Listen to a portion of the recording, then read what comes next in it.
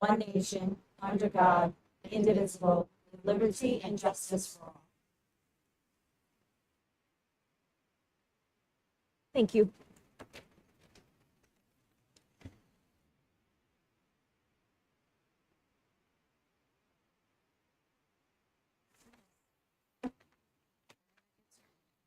I recommend that minutes pertaining to collective bargaining memorandum of agreement between the Charahoe Regional School District and NEA Charahoe pertaining to Article 12A, non-teaching duties, remain sealed until such time as an agreement has been reached. Second. Those in favor? Unanimous. Thank you. I recommend that minutes relating to the privacy of students and their records, approval of home instruction requests remain sealed. So moved. Second. Those in favor? Unanimous. Thank you. I recommend that minutes relating to the privacy of students and their records, appeal of CTC admission denial remain sealed. So moved. Second. Those in favor? Thank you. There were 5 votes taken in executive session. The first vote was executive session minutes for May 14th, 2024.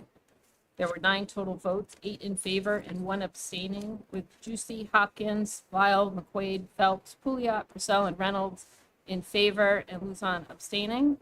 Homeschool request minutes for May 14th, 2024. There were 9 total votes, all in favor, with Juicy, Hopkins, Luzon, Lyle, McQuaid, Phelps, Pouliot, Purcell, and Reynolds in favor. Homeschool instruction, there were 9 total votes in favor, with Juicy, Hopkins, Luzon, Lyle, McQuaid, Phelps, Pouliot, Purcell, and Reynolds in favor.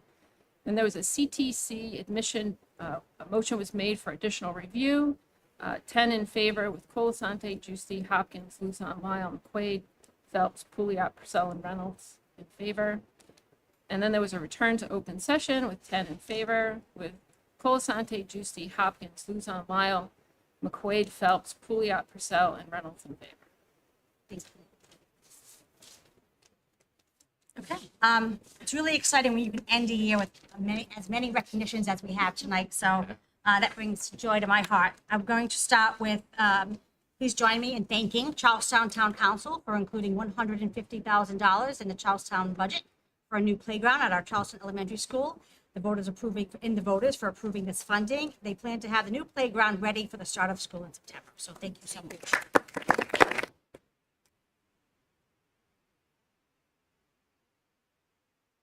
But next, I would like to begin our class of 23-24 retirees. These are dedicated individuals. So I will start with our certified staff retirees. When I say your name, if you're here, I'm going to ask you to move to this side of the room so we can get a retirement photo. Then everybody knows who you are. It's the last time we can embarrass you. That's what we'll do. We'll make sure we get our photo with all of you. So first, we have Barbara Kelly. Barbara is a grade 5 teacher at Charahoe Middle School. Barbara worked for the district for 25 years. She began her career as a special education teacher. She was also a math literacy teacher at the middle school. She was a member of the District Curriculum Planning Council from 2010 to 2013, and the middle school drama assistant advisor in 2019-2020. Congratulations, Barbara.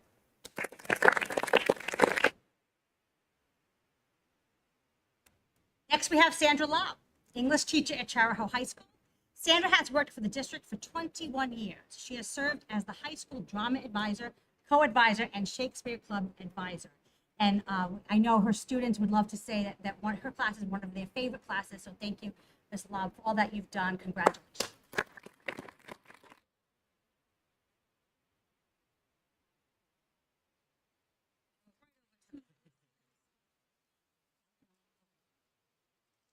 I'm missing my assistant. Would you like to, as the chair, would you like to? There you go. Thanks. Okay. Next, we have Brian Lucas, technology teacher at Charahoe Middle School. Brian has worked for the district for 17 years. He has served as the Unified Arts Content Leader for 11 years. Brian was Charahoe's 2017 Teacher of the Year. He was named Employee of the Month in October 2017 and selected as the 2019 Rhode Island Computer Science Education Leader.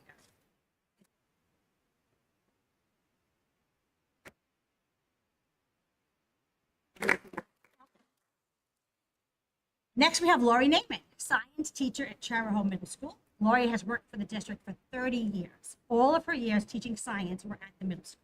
She was a scientist who became a teacher. She has reached all our kids with a science mind. Thank you.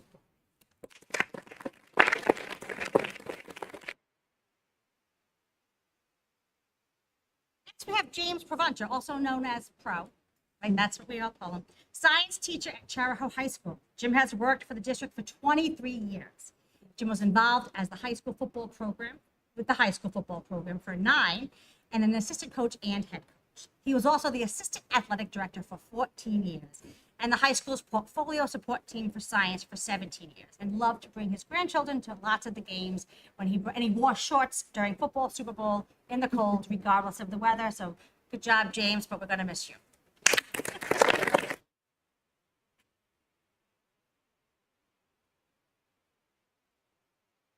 I'd see him wearing shorts at every game, and I did. No matter how cold it got, you did it.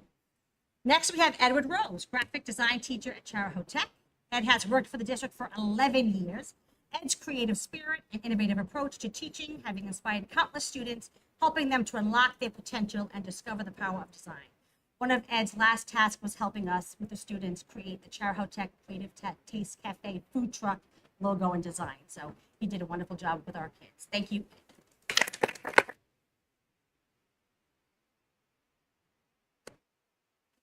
Next, we have Mary Ellen Spazzato, reading consultant at Richmond Elementary School.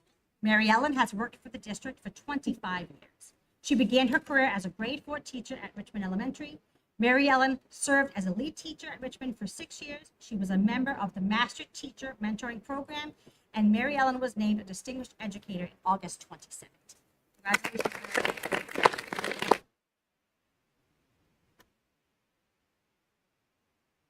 Elizabeth Stearns, English teacher at Charahoe Middle School. Liz has worked for the district for 23 years. She began her career as a special education teacher at the middle school and then moved to English starting the 2009-2010 school year, and she will be greatly missed.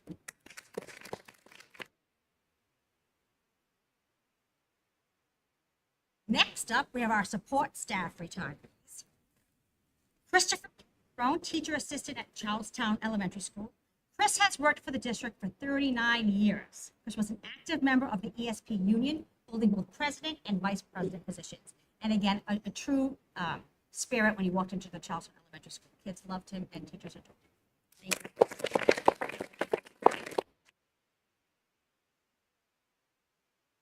Deborah Dawkins, secretary for the Special Education Department. Deb has worked for the district for 22 years. She began her career as a clerk at Richmond Elementary School. She was also a clerk at formerly RISE, now CALA, for the Special Education Department. She was named the May 2016 Employee of the Month and named Distinguished Educator Support in September 2023.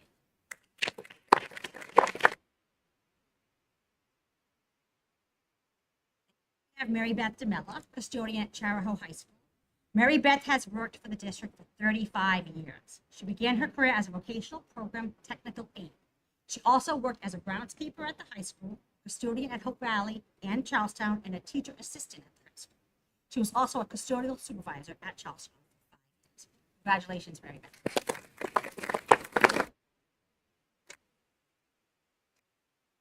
Next up, we have Ellen Hoxie, teacher assistant at Charahoe High School.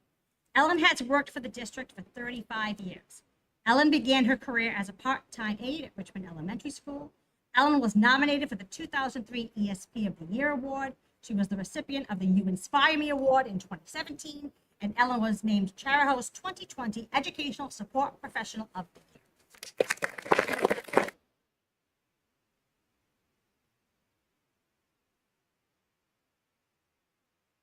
Next up, we have David Kennedy, Behavior Management Assistant at CALA. Dave worked for the district for 21 years. He began his career as a teacher assistant at the high school. He coached middle school softball and high school girls freshman basketball team for many years. He was named a Distinguished Educator in September 2020.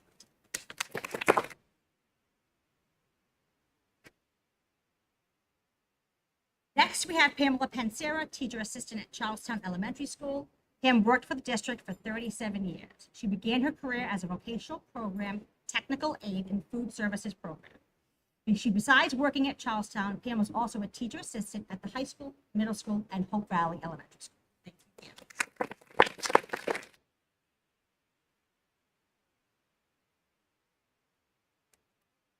Next, we have Patricia Renner, teacher assistant at Charlestown Elementary School. Patty has worked for the district for 22 years. Patty began her career as a part-time teacher assistant at Ashway.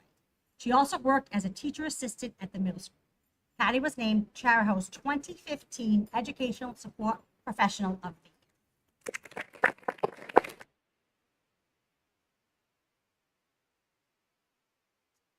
Emptying out shop stuff. Next, we have Joseph Souza, custodian at Richmond Elementary School. Joe has worked for the district for 26 years. He was a custodial supervisor at Richmond for many years, and he also has worked as a custodian at the high school and CTC. Richmond Elementary School did a nice job of saying goodbye to Joe with special presents from the kids and the teachers. It was a really nice and we'll miss Joe. Thank you, Joe.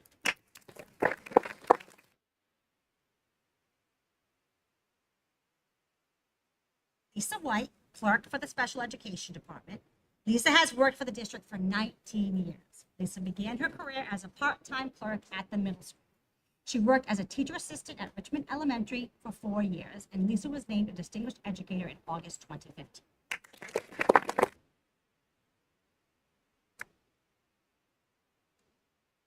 Administrative assistant retirees. We have Nancy Perney. Nancy has been a Charahoe employee for 21 years. She began her career in Charahoe as a teacher assistant and a clerk at Charahoe Regional High.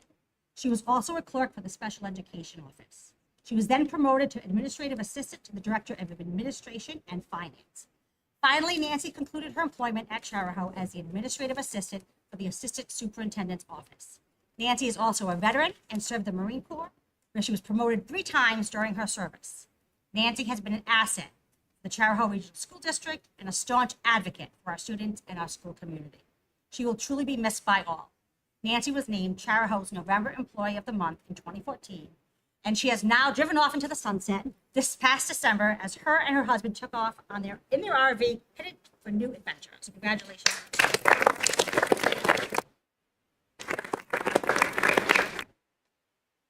She left her name off the list, thinking that I would forget.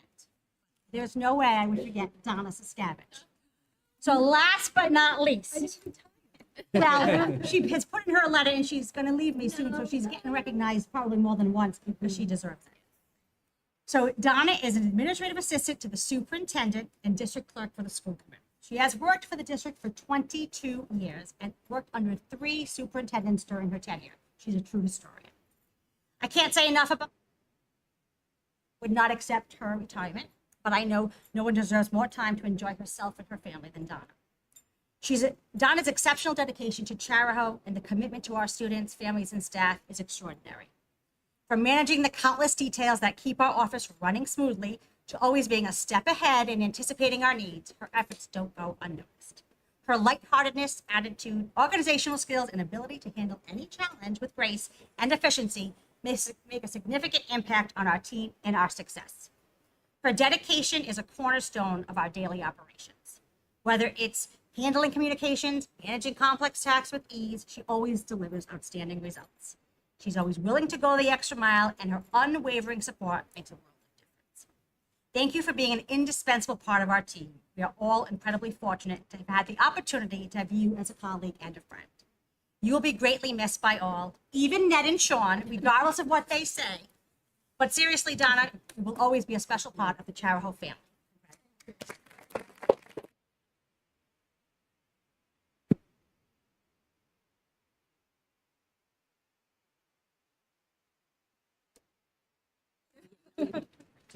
Yes. And take a picture. Donna, get up there now. You're there too. You know I want to keep doing this to you. Catherine is passing out their charger pins. Just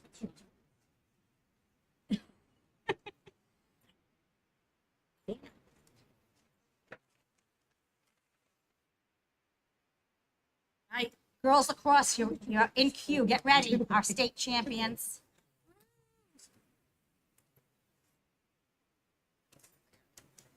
One more round of applause for the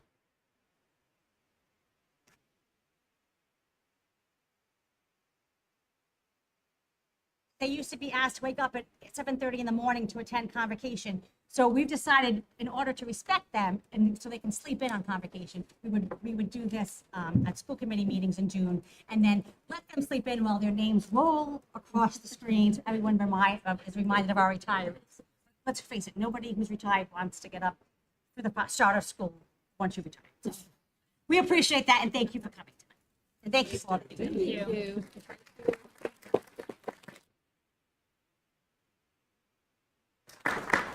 Now we have our state champions from girls lacrosse. It was very exciting. I was there at Brown when they won, and then all of us had to quickly get ready to head off to a senior athletic banquet to enjoy that as well. And they all did it with grace, our seniors. So now, high school girls lacrosse team, Division II champions. And we do have some attending, and we have some who could not make it. As we all know, it gets busy towards the end of the year. So, Donna, when we call your name, please come up, and Dr. Camilla will hand you your envelope. Yeah, yep, we'll have the girls who are here, and I see Brittany. I'll have them all go over here when they're all. I'll say it this way, in case they're not here, they still get to hear their name on YouTube, right? So, just in case. Cadence Busco, Alexis Camella, Campbell, Maya Brundage, Lola DeSantos,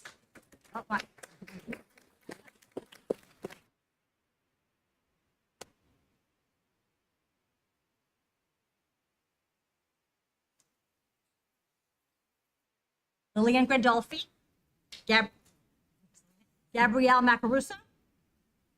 Gabrielle is also third team all division and all academic. Giselle Rios, all academic. Kylie Hoffman, all academic.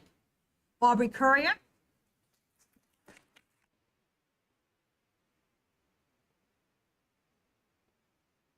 Lily Jackson, all academic. Ellie Simmons, Alexis Corus, Cassidy Petrudrello, Rosie Spazzato, Hayden Gillette, second team all state and first team all division. Dylan Whitman, Juliana Almeida, Olivia Madeira, Megan Ballard, second team all division and all academic. Madeline Bales, Madeline Burdick, Emily Ballard, first team all division and all academic.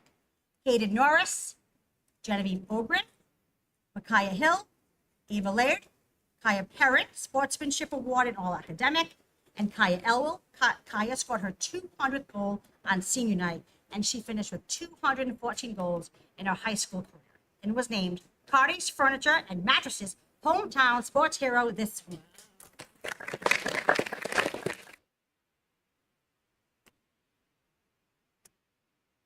Season awards for lacrosse, Division II Player of the Year, first team all state, first team all division, and all academic is still Kaya.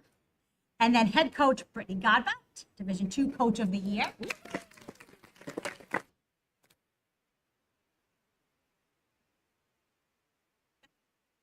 McGuire and Dan LaBelle.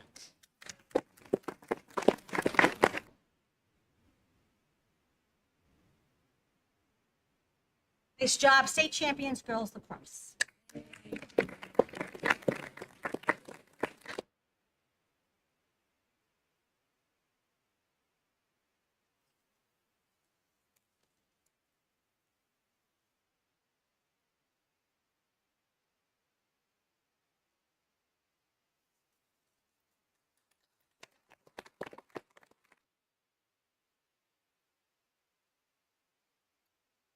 Next up, we are recognizing our middle school science Olympiad winners. If you think, and I say your name twice, everything is in your one envelope. Our advisor, thank you to Tricia Whipple.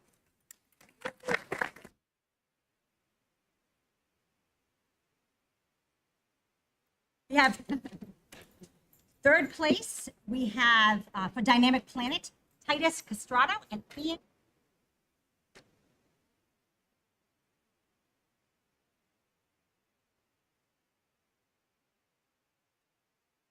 We have Sean Dorgan and Angela Guido. Angela.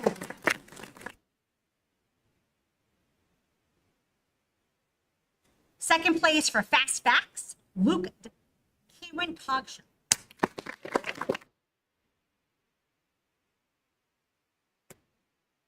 Luke is also the winner of the gold for the Science Bowl.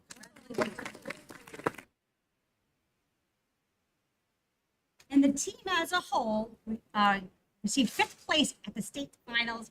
Angela Guido, Ava Bertrand, Titus Castrato, Cameron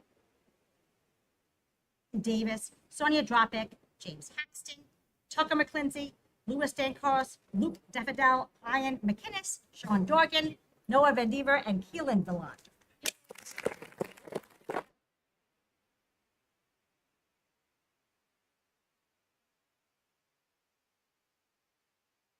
You guys came in even your gear. Nice. Yeah, I love this.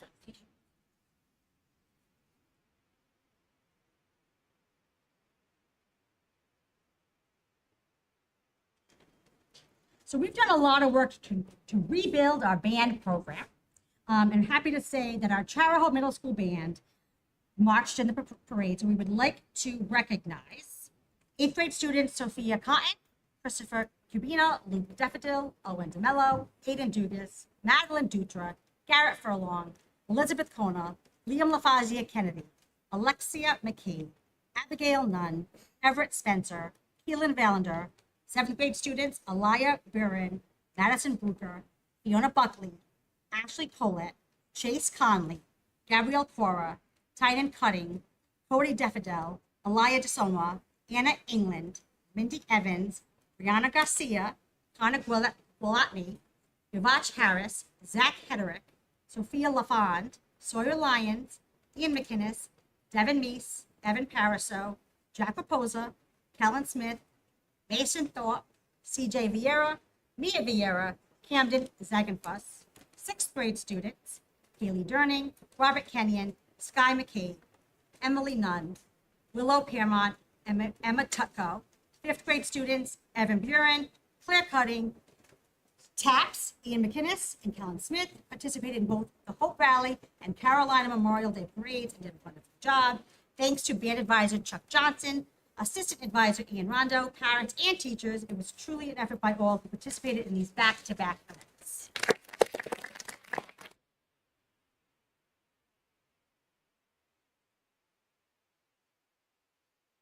Next up, we have Charahoe Middle School Baseball Southern Division champions, undefeated. They won the tournament opener, but were defeated in the quarterfinals. These were Dominic Andre, Jamison Apt, Colin Collner, Tanner Cassidy, Leo Clark, Riley Conroy, Mason Costa, Michael Duchowski, Preston Davis, Brody DeVoe, Drew Gordon, Parker Gray, Jacob Holland, Ethan Janot, Daniel Kokab, Lucas Lindsay, Owen McKean, Sean O'Leary, Evan Pariseau, Logan Pepler, Joseph Stracuzzi, Camden Zengfoss, and head coach Mike Duchowski, and assistant coaches John Pellegrino and Jensen O'Weiler.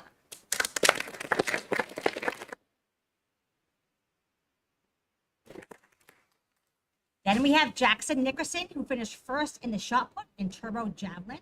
Reed McCann took second in the turbo javelin. Leo Haxton finished fourth in the 3,000, and the middle school boys team finished third at the middle school state track and field championships at Johnston High School.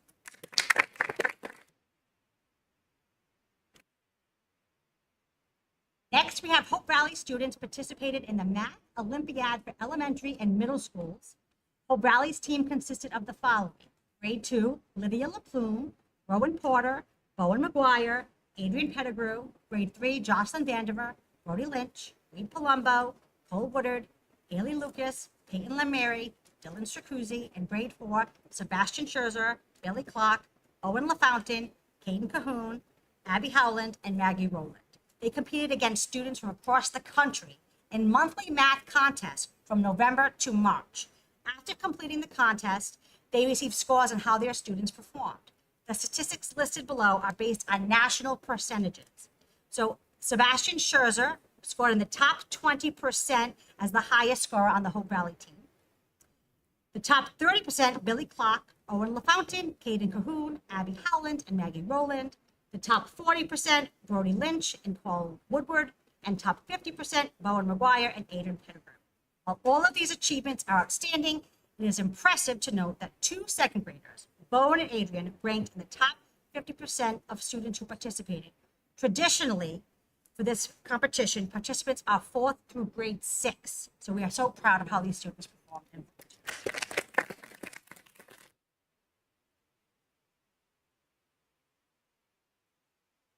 Next up, high school freshman Adriana Janot recorded her 200th strikeout of the season in the May 20th, 2024. In 9-1 Division I victory over Smithfield, she finished with a total of 260 strikeouts for her freshman year.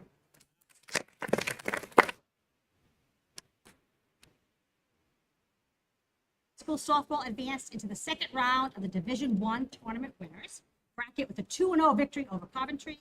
They were defeated by East Greenwich 1-0 in the second round of the winners bracket. The postseason awards were Adriana Janot, first team All Division, first team All State, Maddie Dorgan, second team All Division, Emma Kokab, third team All Division, and Caitlin Daniels, honorable mention.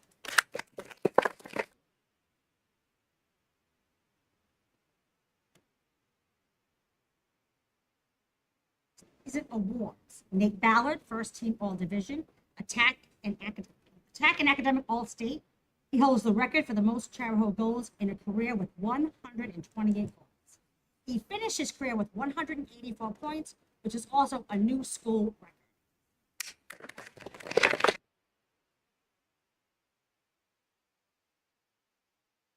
Division, Offensive Midfield and Academic All State. Grayson Snyder, second team All Division, Defense and Academic All State. And Cole Jennings, Evan Harley, Shay O'Brien, and Hudson Winger, Academic All State.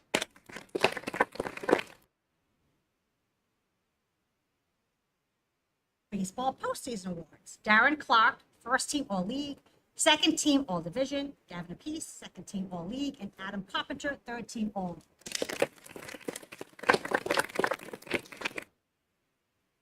Ian Dunham and Jess Cesaro both won their individual matches in the top 2 positions with 3 over par 39s on the front 9 at Point Judith Country Club to share medalist honors in a Southern Division tri-meet.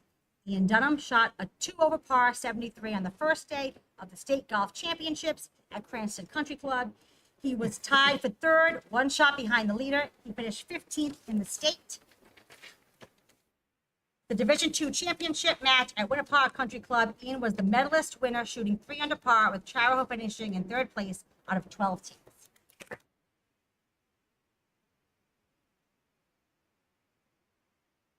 Here we go. At the high school girls junior varsity state track and field championships at Connolly Stadium in Providence, Allison Cole finished 1st in the triple jump and 2nd in the long jump, and Lindsay Main won the high jump, and Lydia Tabor placed 2nd in the 100.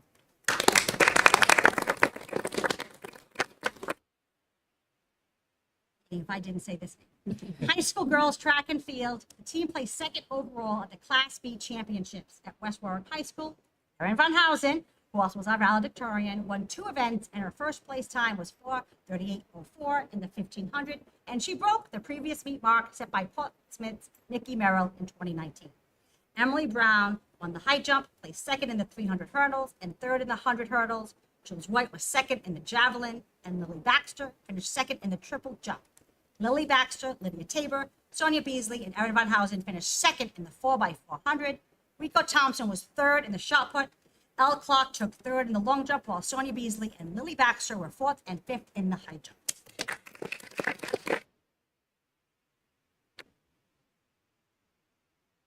Invitational girls track and field meet at Connolly Stadium. Emily Brown won the 300 hurdles, and Erin Van Housen took the 800. Lily Baxter finished 5th in the triple jump, and Lydia Tabor, Sonia Beasley, Allison Cole, and Erin Van Housen were 5th in the 4x400.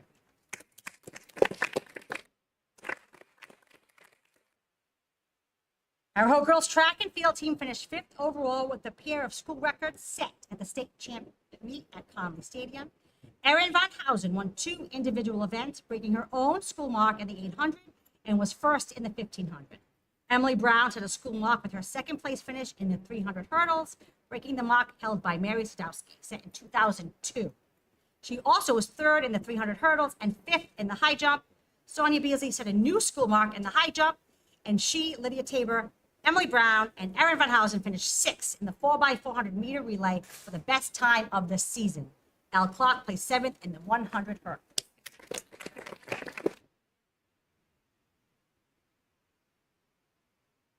sports, track and field. The team finished 8th overall at the Class B championship at West Warwick High School. Eli Spazzato won the 200 in a time of 21:95. That broke the previous state mark at 23, set by Lincoln High's Aiden Fletcher in 2021. And Eli finished first in the 400 with a time of 48:58. That broke the mark set in 2021 by Portsmouth's John Medina. Eli is the first in school history to break 50 seconds in the 400, and he has accomplished that several times this spring. Congratulations.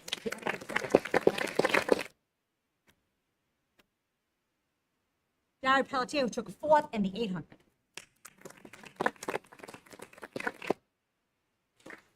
Charahoe boys track and field team finished 8th overall at the state championship meet at Conley Stadium.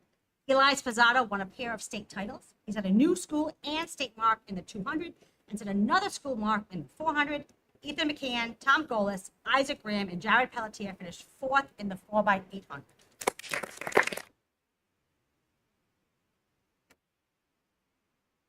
Recognitions. High school track and field postseason awards. The girls team finished 5th overall in the state, which is the highest scoring finish in school history. Sonia Beasley, first team All-State in the high jump, the new school record. Emily Brown earned All-State honors in the 300 meter and 100 meter hurdles. She also set a new school record in the 300 hurdles. Erin Van Housen, first team All-State, 800 meter and 1500 meter run. And Eli Spazzato, first team All-State in the 200 meter dash and 400 meter run. Nice job.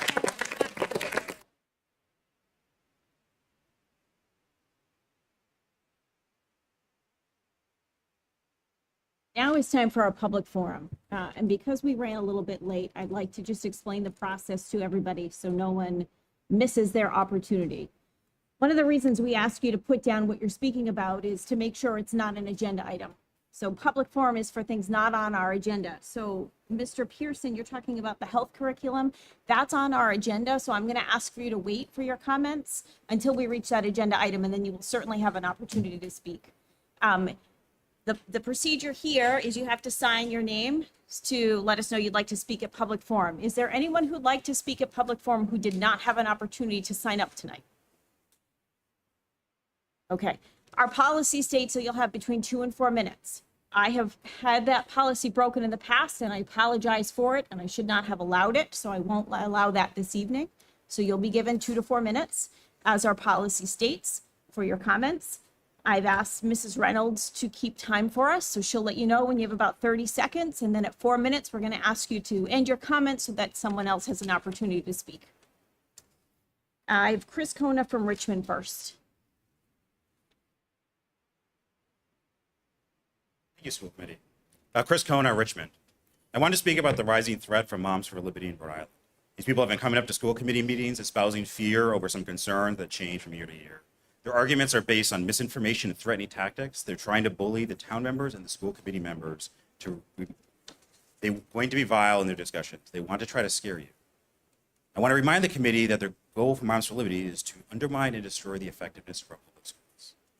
They are a conspiracy designed to take away the ability to protect Charahoe school students and to support the Charahoe parents in the kind of education that we want our children to get. I want to reinforce that their values and their goals are not shared by Charahoe parents.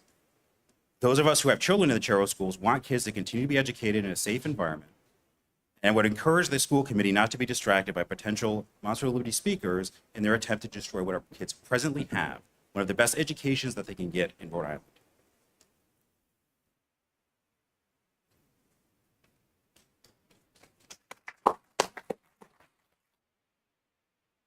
I have Diane Taft from Hopkinton. Okay, thank you. It could say Sean or Samuel from Cranston, I think it is, and I apologize. That's okay. Sean Agber, Cranston, Rhode Island. Thank you. I have 2 jobs. I work as a neuroscientist, and I study empathy, and I work as a cultural anthropologist, and I study how. So I'm here, a lot of school board meetings, specifically now, to understand how power is operating in school systems and how people respond to it. And one of the things you can do for yourself is not take my word for it.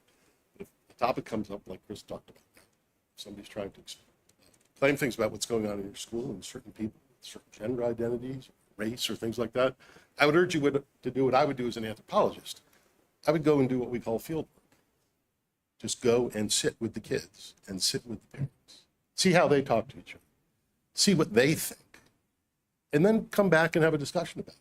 Sure, bring in any statistics you want, that kind of stuff, because that's what I do as a neuroscientist. I understand that. But what makes this community a real community is that you listen to each other. I just urge you to do that. Thanks for your time. Thank you. Dinsmore?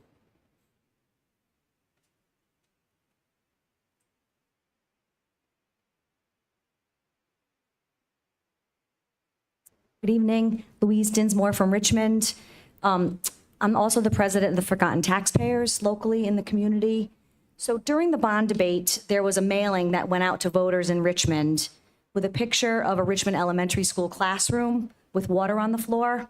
There was a caption in that mailing that said something to the effect of, quote, "Kids don't deserve to learn in puddles." And I couldn't agree more with that statement.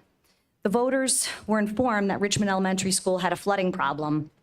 So on May 17th, I sent an email to Superintendent Picard and Ned Draper asking for a meeting with them, along with Clay Johnson and myself, because we too believed that students and staff deserve dry learning spaces.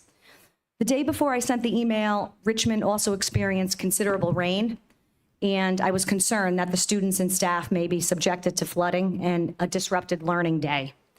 So in the email to Superintendent Picard, I asked, was there flooding that took place at Richmond Elementary the day prior on May 16th? And what was the short-term plan you might be addressing to the school committee to address the Richmond Elementary School flooding issue? Why does the flooding problem exist? What steps have been taken to fix or mitigate the problem? And if the problem still exists, what's the approximate cost to fix it and the timeline to fix it? My email went on to say that Clay Johnson and I intended to run for school committee in the fall. And we said in the email, or I said in the email, quote, "We seek a partnership to move Charahoe forward, a partnership that balances the best interests of the district, its students and faculty and administration, while also representing what's fair to the local Richmond taxpayers. There has to be a non-divisive happy medium in defining what a partnership looks like for the future. We're reaching out to seek that happy medium." The superintendent wrote back and said, "Louise, we would be happy to address your questions during public comment." So that's why I'm here tonight asking that question. And I also, in the past, have heard the superintendent say publicly that she would be willing to meet with anyone and that her door was always open. So in an email that I sent a public records request following that, and I asked the following questions. What were the dates since the beginning of the 23-24 school year that Richmond Elementary School had experienced flooding in the classrooms? And I was told December 29th, 2023 due to rain, January 10th, 24 due to rain, April 12th because of a water line leak. I also asked if there were any messages received in email or written communication to any member of the Charahoe School administration from any current school committee member inquiring about flooding or safety issues or safe, warm, and dry issues in Richmond Elementary School. And I was told that these records were exempt from being shared in accordance with a general law. I won't read the number of the law because I'm time limited. And that correspondence of or to elected officials with or relating to those they represent and correspondence of or to elected officials in their official capacities were exempt from being shared. I also asked in the public records request if there were any messages received in email or written communication to any member of the administration from any current school committee member asking about next steps relative to mitigating the flooding issues at Richmond Elementary School. And the response that I received back 30 was, seconds remaining. thank you, the same thing, that was sort of couldn't be shared.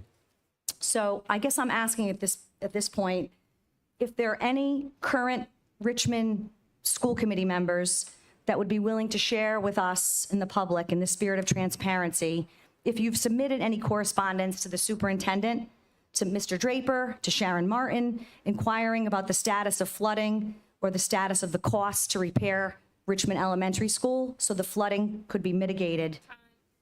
And I'm finished. Well, that was good.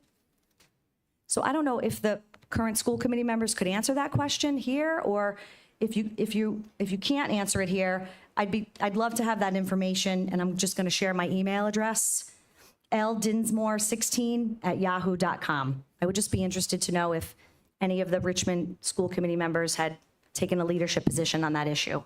Thank you. Next, I have Goldie Williams.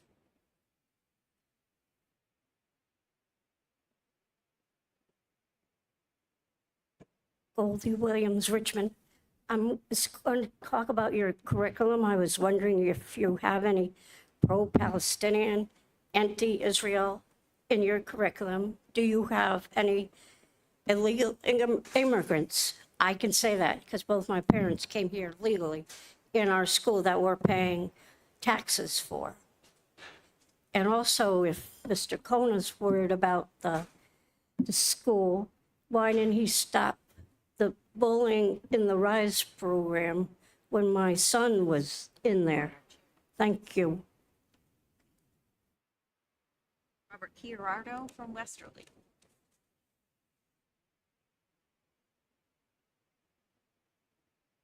Madam Chair, good evening.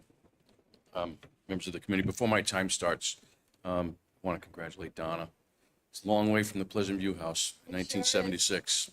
Many years ago. I'm here this evening as part of my statewide mission to speak at all 36 school committee meetings to inform you and everybody here and watching at home that no district is obligated to comply with RIDE's misleading and untruthful transgender guidance policy or the illegal hijacking of Title IX. RIDE's guidance is not law. This committee knows this, yet it continues to support a policy which discriminates against 99% of this district's population.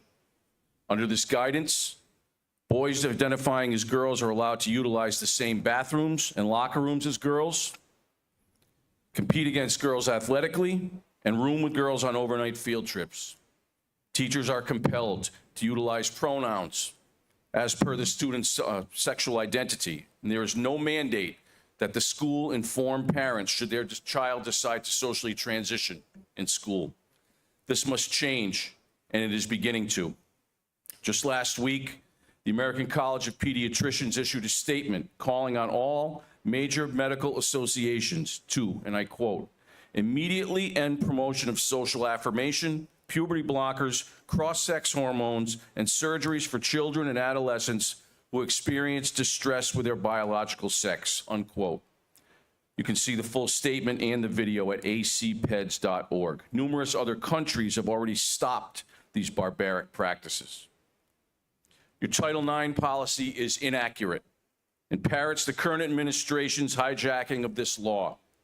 Title IX was adopted in 1972 to protect women from discrimination based on sex, not men who identify as women. That is not the same thing.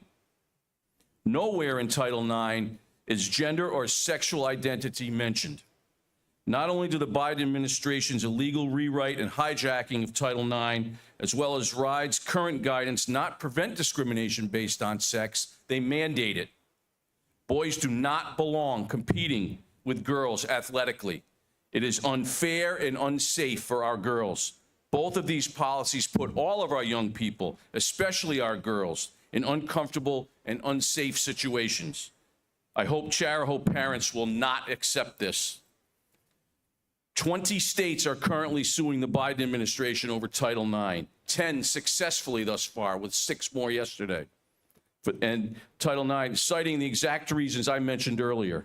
Many, if not all, of these will win. Others will join. Those that don't, and districts that don't, will doubtless be sued by their own residents and families. Your choice. And every single one of these families with kids affected by your trans and Title IX policies will have standing in court. One cannot legally seek to protect a segment of the population while simultaneously discriminating against the other. In this case, the remaining 99% of Charahoe students. The Westerly School Committee's new policy will right the wrongs I mentioned earlier. Your new policy must do the same. To be clear, no matter how much a boy acts like a girl, wants to be a girl, 30 seconds remaining. thank you, thinks he's a girl, he will never be a girl. Same as girls identifying as boys. This is not an indictment of these kids. It is fact. Following Westerly's lead in writing your own policy would make certain that Charahoe's kids get the safety and privacy they all need and deserve. Get this on your agenda within the next 30 days and draft a new policy. We will hold this committee and this district leadership accountable. Thank you very much. God bless the families of Charlestown, Richmond, and Hopkinton, and God bless the United States of America. Thank you very much.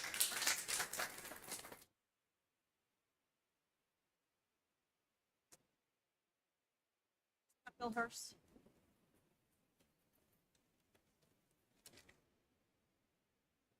Scott Bellhurst, Charahoe class of 1971, and I want to salute Donna. She was a few years behind me in school, and that class also produced Ronnie Newman, who served a number of terms as the Richmond Town Council. My concern is the Charahoe Act in regard to the elementary schools. The elementary schools are leased to the Charahoe School District for $1, and the Charahoe Act requires the school district to maintain them.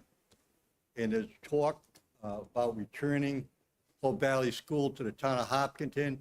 I'm very concerned specifically because of the condition of that building and what work the town of Hopkinton will have if it's turned over to us.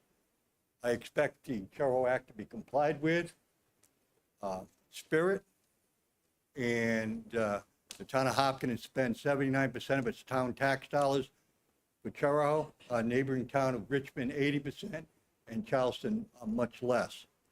So we have to start following the Charahoe Act, the spirit of the Charahoe Act, and I would also hope that we work together more. I know we won't agree on everything.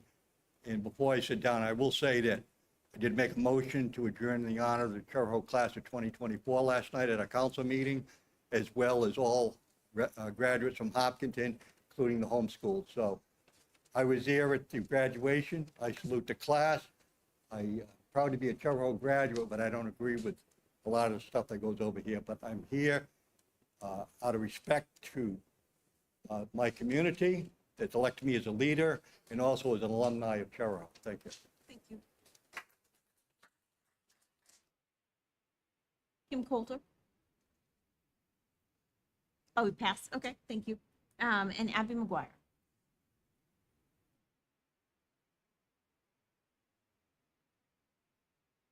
Abby McGuire, Hopkinton.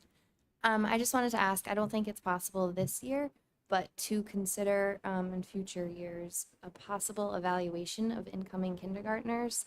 I know other districts do this. They spend like the first 3 to 4 days of the school year evaluating them for any behavioral or academic needs. I think it could possibly help with teacher burnout and also to help level out the classrooms a little bit more. Thank you. Thank you. Okay, thank you, everybody. First item for business is the CALA presentation of comprehensive school improvement plans and allocation.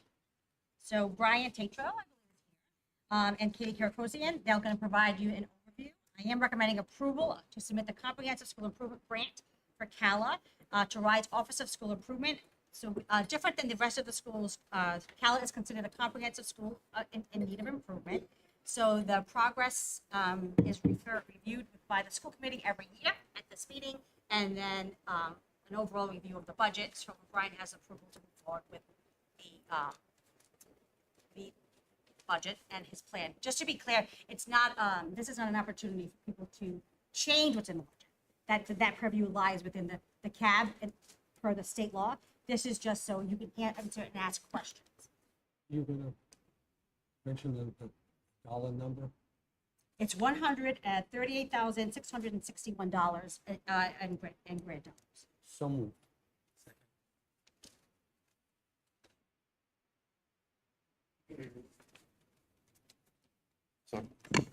Okay. There you go. So I'm here to present on Charahoe Alternative Learning Academy. some highlights of what we've been doing, and just to let everyone know how successful we've been and some of the positives that we see every day. We're quite proud of the fact that all 15 eligible graduates earned their diploma this year, which was quite an amazing feat. 12 of our grads walked across the stage on June 7th. We're very proud of them. And quickly, I just wanted to put the mission and vision up there. I'm not going to read it, just let you kind of take a look, review it for a minute. And then I really wanted to continue on with what I feel is living and breathing every day in our school. And really what it boils down to is innovative engagement. We're finding ways to engage the students who have really had trouble finding a place to be comfortable in school. And the way we do this is with small classes, low student to staff ratio, a lot of one-to-one learning opportunities, internship placements, contacting the family frequently in our PBL curriculum, which is quite robust and getting larger by the day. Most importantly, the Academy runs on appreciation, gratitude, understanding, flexibility, and deep-rooted relationships.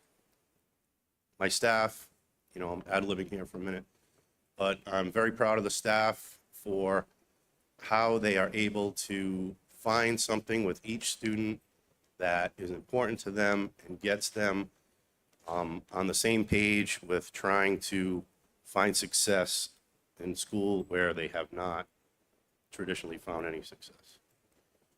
It's all about relationships. See our students and families after portfolio presentation, truck rally with one of our grads. Was that tractor rally? The tractor. Did anybody go to that? Parade?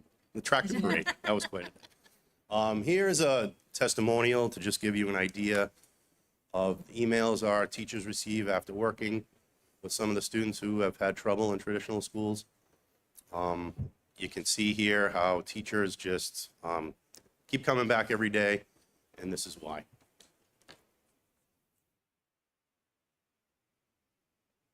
Here is a recent grad who myself and Mr. Kevin Hooper, a history teacher in the ALP, literally did house calls because she was unable to leave the house for extenuating circumstances, and somehow got her to earn her diploma. She had a lot of hard work. She had to do a lot of it, you know, on her own or getting remote instruction just to get through her requirements.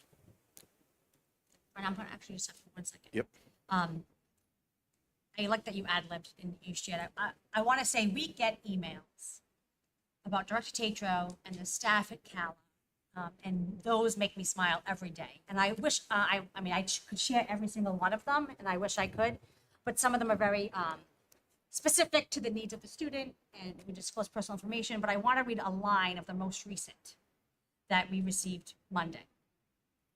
And this parent says, if you find yourselves having a bad day, I hope the pictures that I'm sharing serve as a reminder that what you do is extremely important to your students and their families, and the Cala team is so very special, at least for my child. You took a child who might possibly have quit school out of pure frustration and gave them the tools and support to achieve their goals to graduation. For that, I can't thank you, all of you, enough. I hope all of you have a wonderful summer. Thank you again from the bottom of my heart. We get emails like this, and this is why we do what we do. And Brian's staff, like, this is just what he's giving you is a big picture, but they have turned around what I came into 4 years ago. I'm proud to say that I hired Brian. It was my first hire as administrator, and Cala today is not Cala from 4, 5, 6 years ago.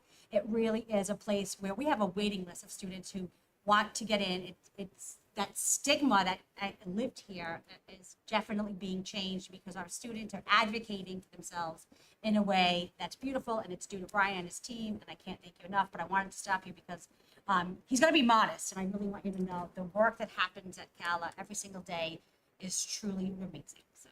Thank you. You know, I will add to that quickly. We kind of jokingly call the last couple weeks of school, the crying season at Cala because we had a few students coming back to say thank you and just breaking down tears, and parents,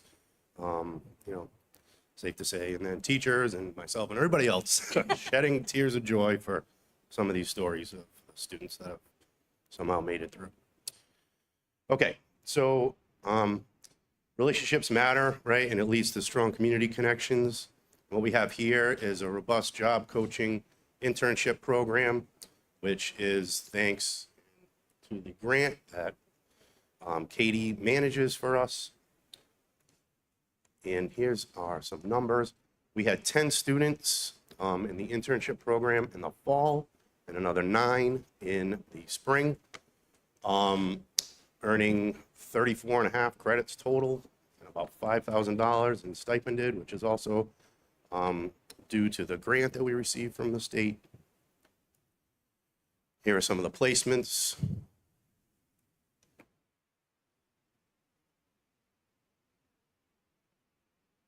And here are a couple of students with the awards. That's Mr. Hooper, who runs the job coaching program. He also does stuff with the younger students. We usually don't start internships until at least when they're sophomores.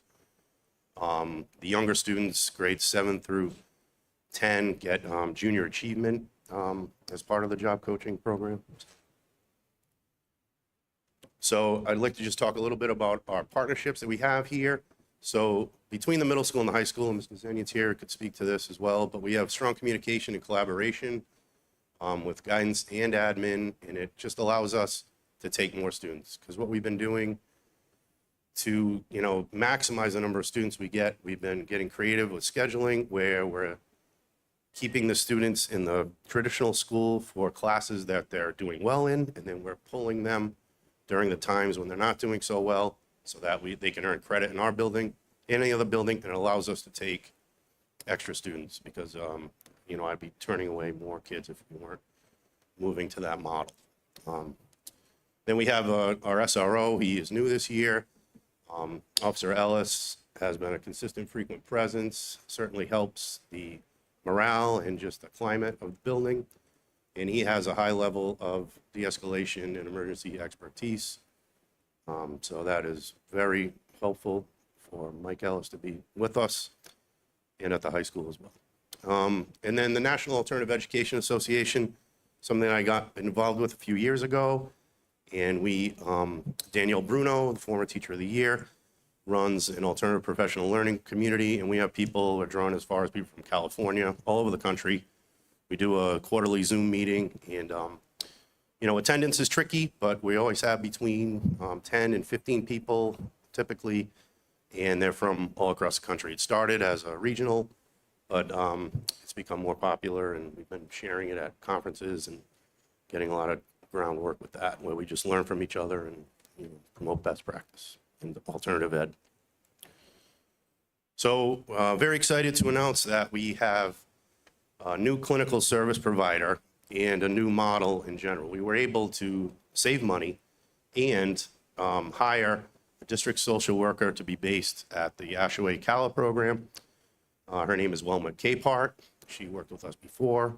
She is great, and we're very excited to have her back. We are partnering with a new service provider called New England Psychological Solutions. Dr. Lou Ketter is the founder.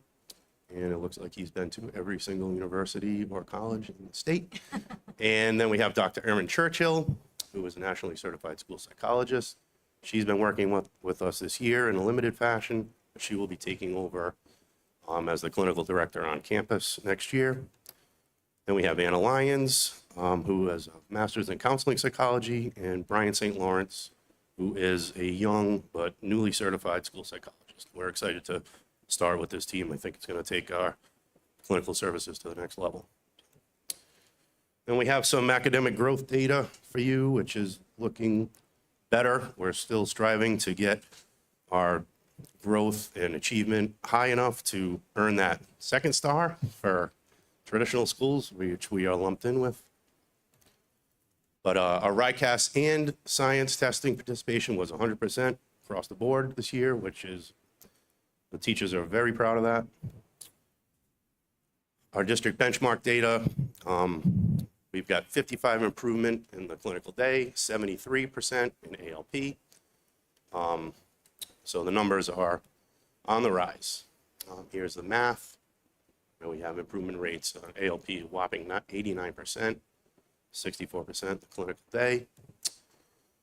And then we have a few students we wanted to highlight. We had one elementary student move from a pre-K reading level to nearly a third grade reading in 1 year. So that is amazing work by Adrian Buckley and our staff at Cal Ashaway with Principal Scanapieko, who's also in the audience. Then we had a secondary student who had a 25% increase in 1 year.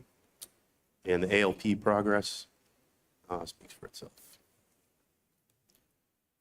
Some notable math scores. 82% of students scored the highest scores that they've ever had. Benchmark completion was for ALP was 100%, which is also, we've never had that many students participating. Some important survey works results. So you can see we have an example, well, two examples from each responding group, parents, students, and staff. And if you quickly take a look at those, I'm going to read the two staff ones because they're the shortest. But how supportive are your colleagues as you implement new curriculum? And overall, how positive the working environment. You can see all the teachers are feeling pretty comfortable with what we're doing there. So project-based learning, which is a large portion of how we provide the curriculum for the students. And you can see this is a gazebo that they put up at, our high school students put up at Ashaway in about 2 weeks because they already had some practice with it. Here's the completed version. You can take a look at that next time you're at Ashaway. And then we have outdoor learning. This is at the Maisie's Tree Farm and the Yellow Horse Equine Therapeutic Program, and also a cemetery cleanup there. So the pride we take in our school community, you have students there putting up positive messaging across the building, and then we're building a smaller gazebo here that we started with on campus that's been completed and being used. It's a little too hot today, but. The experiential learning, we have students here on a sailing trip, New England Sailing and Science out of Mystic, and then Sturbridge Village as part of a history unit. We have hands-on opportunities. These are students at Patriots Place, experiential trip where they had to make a team provided with a budget and stay within the budget. And we have some students working with the aquaponics in the science classroom. And then we have students going on a job coaching experiential trip to Champlain Seafood with the lobster tanks there. And now I'm going to hand it over to Katie. I'll be here to answer any questions. I'd love to talk with you privately if you have any questions, want to learn anything more about the program. If anybody wants to contact me, I'd be happy to have you come into the building, take a look around. So feel free to take me up on that. Thank you. So now I would like to take a moment to review our CSIP allocation for next school year to continue all of this amazing work that you've seen. What I'm about to share is the work of those who serve on the Academy's Comprehensive School Improvement Team, or CSIT, so certainly a work of many. Our plan and budget are due to ride by July 1st, and our allocation for next year is on a per student basis, which is why our amount fluctuates slightly from year to year. But as Mr. Tatro alluded to, it's on an upward trajectory due to the increasing numbers of students enrolled at the Academy. So the Academy has two priorities which align to the district's priorities. The first is academic excellence for all students. Within this priority, our team has identified 4 goals, which focus on increasing graduation rate and increasing ELA math and NGSA achievement and growth. Priority 2 is focused on student support and services. As you see, we have 2 goals, which focus on ensuring Academy students feel connected, respected, and valued, and second, to increase student attendance. But I like to say that the real work of the team is driven by the Academy's 7 initiatives, which include our multi-tiered system of supports, or MTSS work, the mentoring and job coaching programs, which you saw some images of previously, individualized instruction and graduation support, project-based learning, which again, you heard a great deal about this evening, social emotional learning opportunities, and the work of our attendance team. I had also provided our budget in your packet, so you can ask any questions related to that. Otherwise, we wanted to thank you for your time and consideration. Mr. Tatro and I are happy to address any questions that you may have at this time.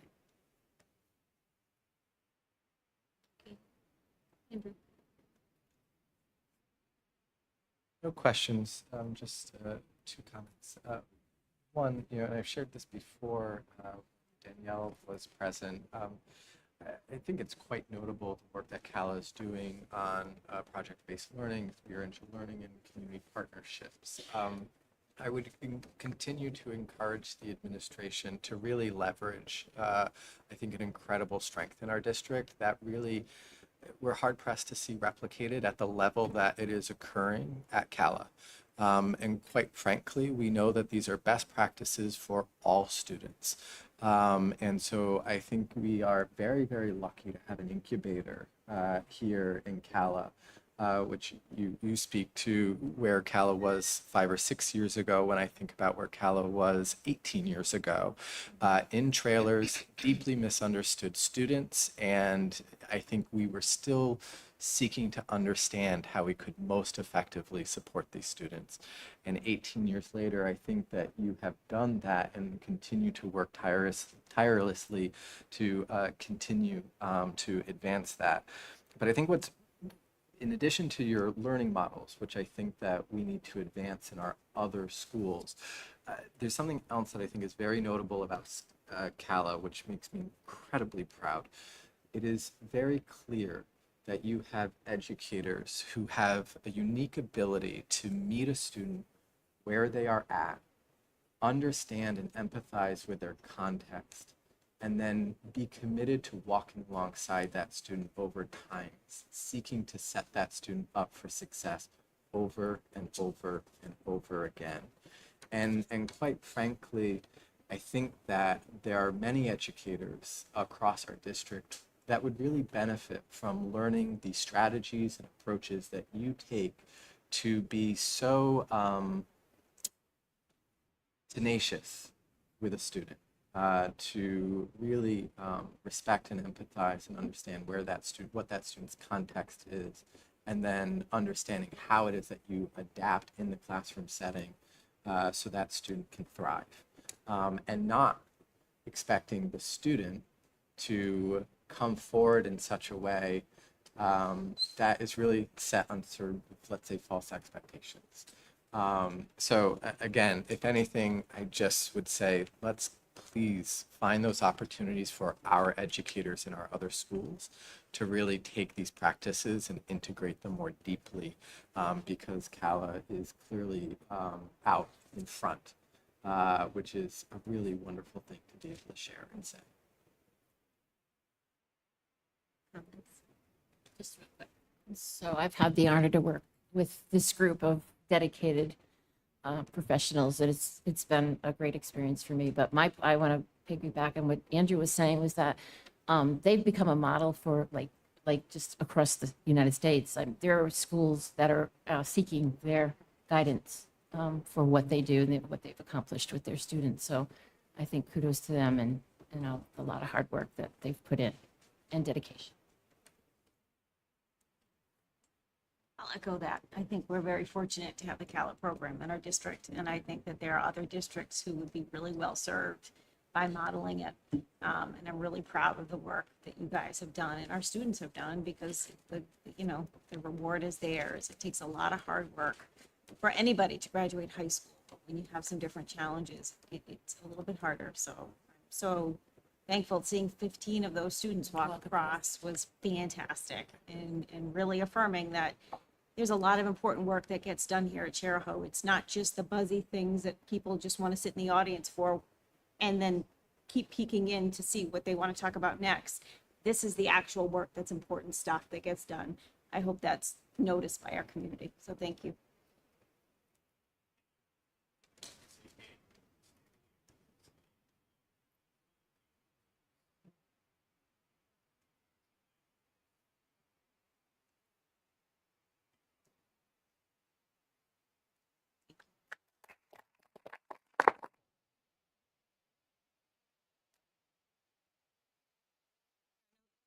Questions, we'll take a vote.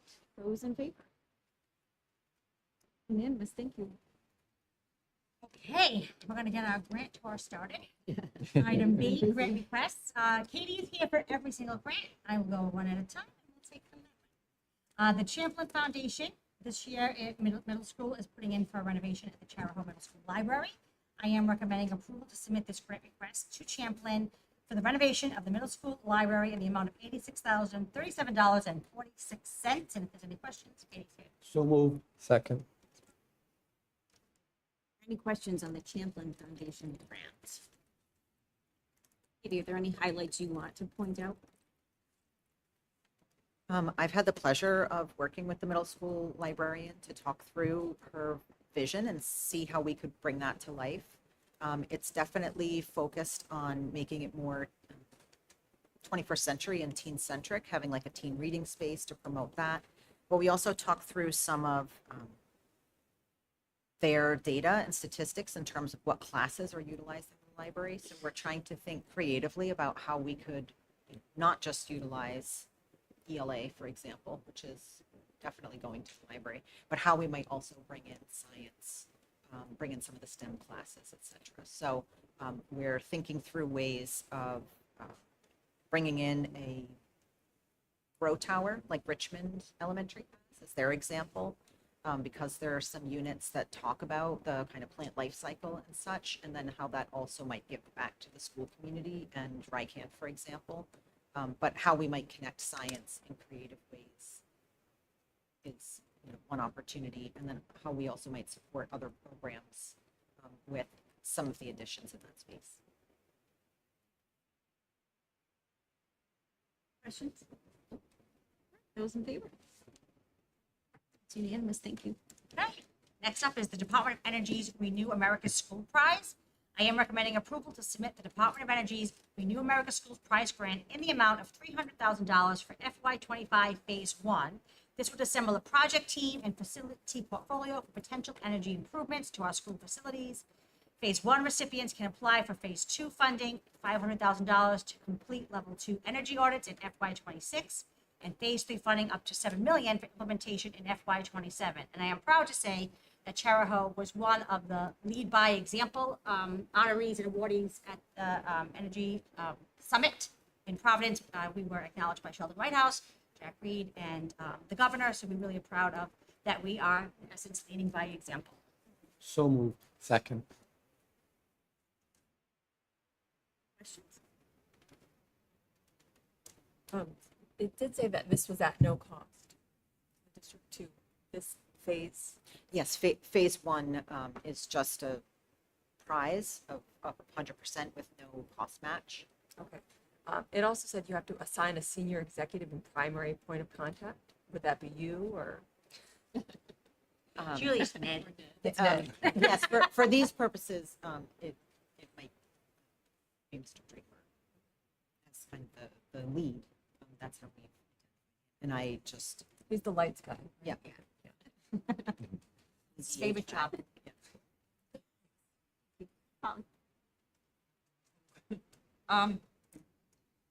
In reviewing these, I guess I'm asking you more than the chair, or maybe both, how much, if we're gonna do a bond to do renovations at the middle school, the high school, CTC, how much overlap is there gonna be of stuff that's being implemented through the bond overlapping with this Department of Energy upgrades? Or, I mean, there's two different ones on here, so I'm probably crossing my wires with them. What are the differences? What's not addressed in the bond? Like, That wouldn't be a Katie Yes. conversation. yeah, there's so much And here. the only thing is, I would be careful because it's specific to this grant. I think we could probably, but just not to get off topic, I would say, anytime we get a grant, we have to show how it's going to align with our plans. They don't allow us to accept grants if we're not our progress and plan. So the capital improvement plan is required by Rhode Island State. Yeah. So we're responsible. So when we do the facility planning, the capital planning, that's not what fix what's broken. That's plan out future forward to ensure you're maintaining the facilities. That's why, and we do that, and it's required to go to RIDE every year.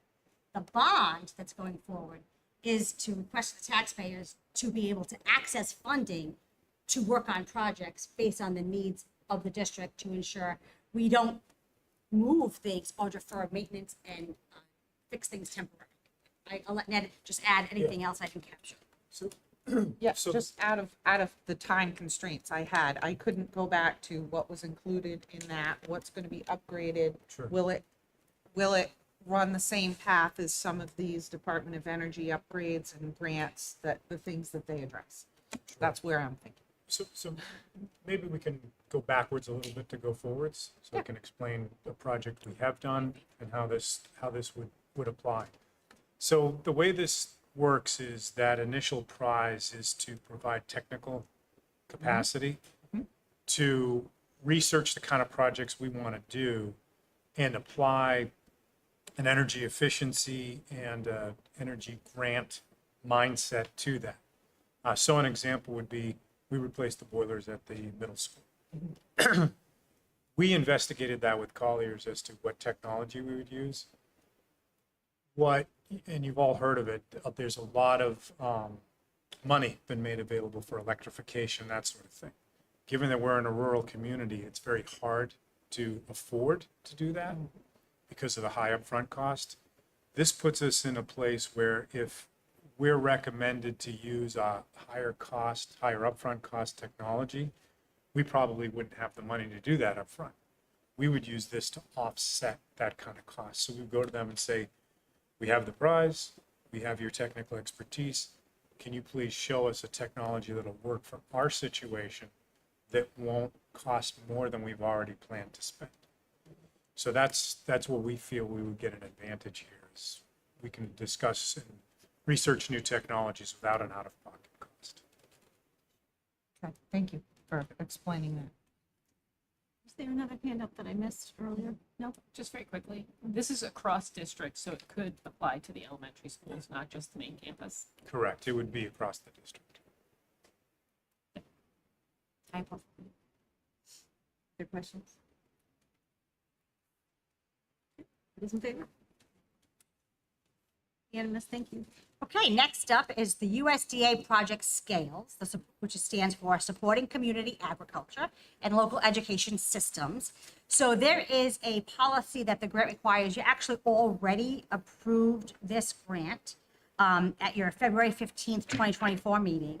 The goals of the grant were inspired by no other than our Susan Skidipieco standing in the back, who you'll see shortly, in our Caler entrepreneurship students. So they were, their goal was to increase locally grown foods in school meals, increase space efficiencies in cafeterias, decrease student food waste, and increase student nutrition security.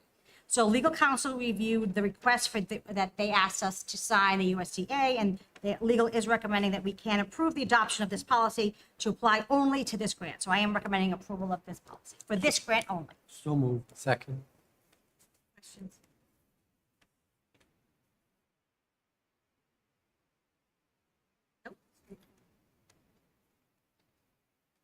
We're ready I'm to sorry, vote. I was ready to vote. Okay, so all those in favor? Thank you. Okay, next up, we have the Better Climate Challenge. This is the United States Department of Energy. I am recommending approval for the district to partner with the USDOE, which will provide technical support in the identification of resources to reduce energy, greenhouse gas from our operations and our costs. Specifically, this collaboration is an opportunity for the district to enhance our grant applications for both federal and private funding by learning the proper alignment of our needs and the goals of the USDOE and others that may provide grant funding. There is no cost to the district for these services. I am recommending So approval. moved. Any questions? Yes. Can you just give us like a little bit of a Elevator speech? yeah, a little example of like how this, like just how this would work? Like it says no cost to the district, but I'm sort of interested in. It's almost it's similar to the idea of the electricity one, where Okay. that you are given assistance in how to become more energy efficient to save dollars in your operating budget, so that you're allocating more to students and less on your utilities. Is it a hands, like would they come and know our facilities? Do they know, I'm sorry. They mean like I believe it don't might know be if a they come combination individually, of they provide us with virtual- resources Yeah, I don't and know about support. I believe it might be for tele expertise. And they actually reached out to us. about this. Webinars. I think it is because also we had applied for Department of Energy grant before, and I'm sure that they reached out to everyone in the portfolio that had applied. So they shared this as an opportunity and a benefit of having applied. So they talked through, their capacity and some of the experts they have on their team, of course, and that they could talk through our portfolio, how we can make that. And Ned and I are going to be taking part in some workshops at the USDOE when we attend our Green Ribbon Award ceremony this summer. So that'll be another way for us to, the Green Ribbon Award actually allows us a lot of access to support. Doesn't come with a dollar grant, but it comes with additional resources and applications. And, it looks very good on an application because in order to get the US Green Ribbon, you have to show that not only are you maintaining your facilities, but you are doing an excellent job. Thank you. I didn't like this grant. I was reading it and it seems like they're very strict rules, like we have to commit to reducing emissions by 50% inside of 10 years. And I'm thinking, if there's going to be renovations at the school with the overlapping, how much of this commitment can be met? How much could it really contribute? And then I was looking at what they were looking for. They want to collect data. And there was something that I couldn't quite understand about municipal operations in this area. That was, I read through it and it just did not make sense to me. But it seemed like, I don't know. And now you're saying they contacted you. No, we Or had the- originally this- applied to it. Yes, So but because of our for this application, they one, reached out. yeah. So just the fact that the way it's set up and the way it's worded in here, I'm really not excited about this one. Can you explain what wording is concerned? Well, the fact that when I read through it, it seemed like you said, the telecommunications, that's how the support would be. It seemed like there was a lot of hoops to jump through. Naturally, it's quite a bit of money, and you'd have to jump through a lot of hoops on this end. And their communication and what they're committing to is very, it's like, well, we have some. I don't know what. Are you talking about? Yeah, the I don't know what. previous grant? Or you, There's no money. Oh, There's no money. oh, I'm That's what- sorry. Maybe I did get that there may be mixed up. cost savings through their suggestion. Don't put two Department of Energy on the same. Confused. Yeah, this one I did note though that it is a data collection. They'll be collecting a lot of data, and there's a lot of questions about what kind of data and how much is that data actually worth.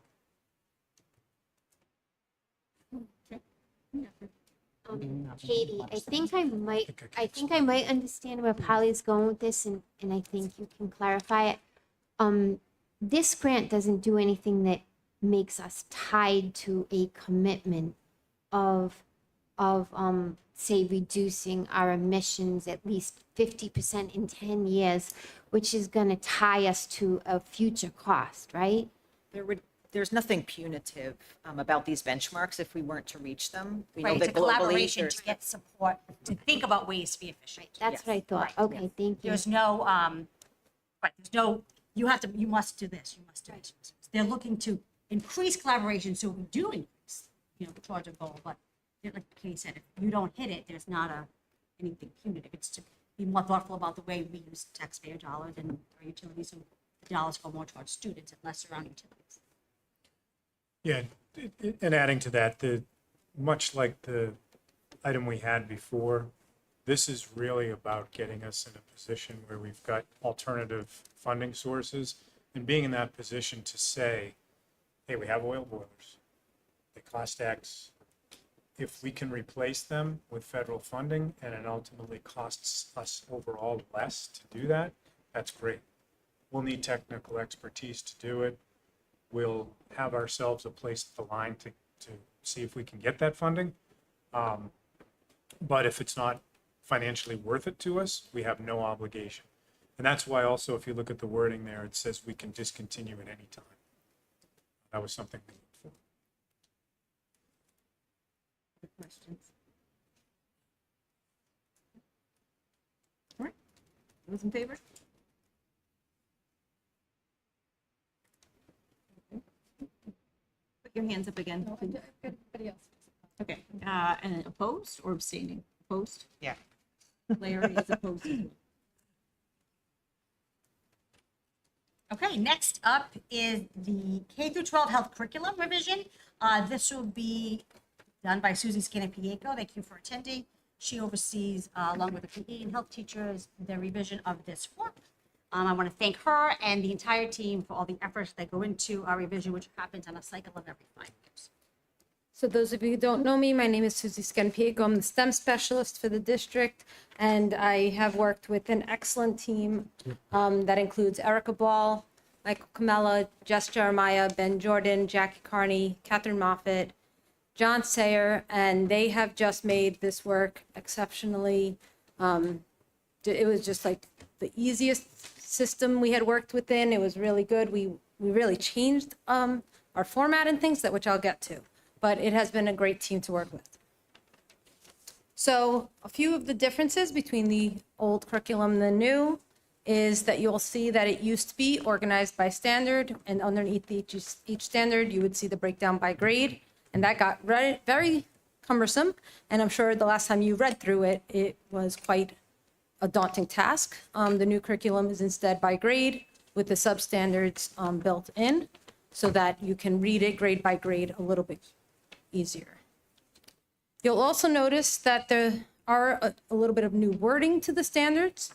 They emphasize the objective of enhancing health. I will read them because I think they really are the base of all the work we did. Standard 1, students comprehend functional health knowledge to enhance health. Students analyze the influence of family, peers, culture, social media, technology, and other determinants on health behaviors. Standard 3, students demonstrate health literacy to access valid and reliable health information, products, and services to enhance health. Standard 4, students demonstrate effective interpersonal communication skills to enhance health. Standard 5, students demonstrate effective decision-making skills to enhance health. Standard 6, students demonstrate effective goal-setting skills to enhance health. 7, students demonstrate observable health and safety practices. And 8, students advocate for behaviors that support personal, family, peer, school, and community health. All the grades are going to follow these 8 standards in one way or another. So I think they're just important to read because every decision made by the educators who wrote this based everything on that. The links to all, you've all been shared, the links to each of the documents. Again, instead of one rolling document of hundreds of pages, we did hyperlink them to make it a little easier for you to get through. Hopefully that was a help. The format follows a lot of the same STEM curricula that we have put before you in the last 5 years. So we've kind of stuck to that main time frame of whether it's a quarter or a semester or a year, the topics, and then the standards met with the central questions, very similar to the others that we have done. The topics will be a list of concepts that the students will learn about. The essential questions are more of an overarching idea that will anchor the unit, and the standards covered obviously are just the standards that we're covering specific to the grade.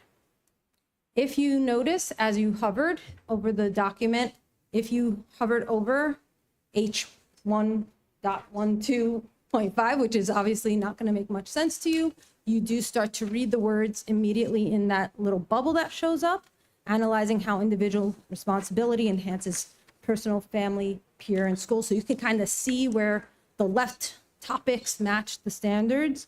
And if you do want to read the rest of it, you can click on it and you would get to the whole bookmark.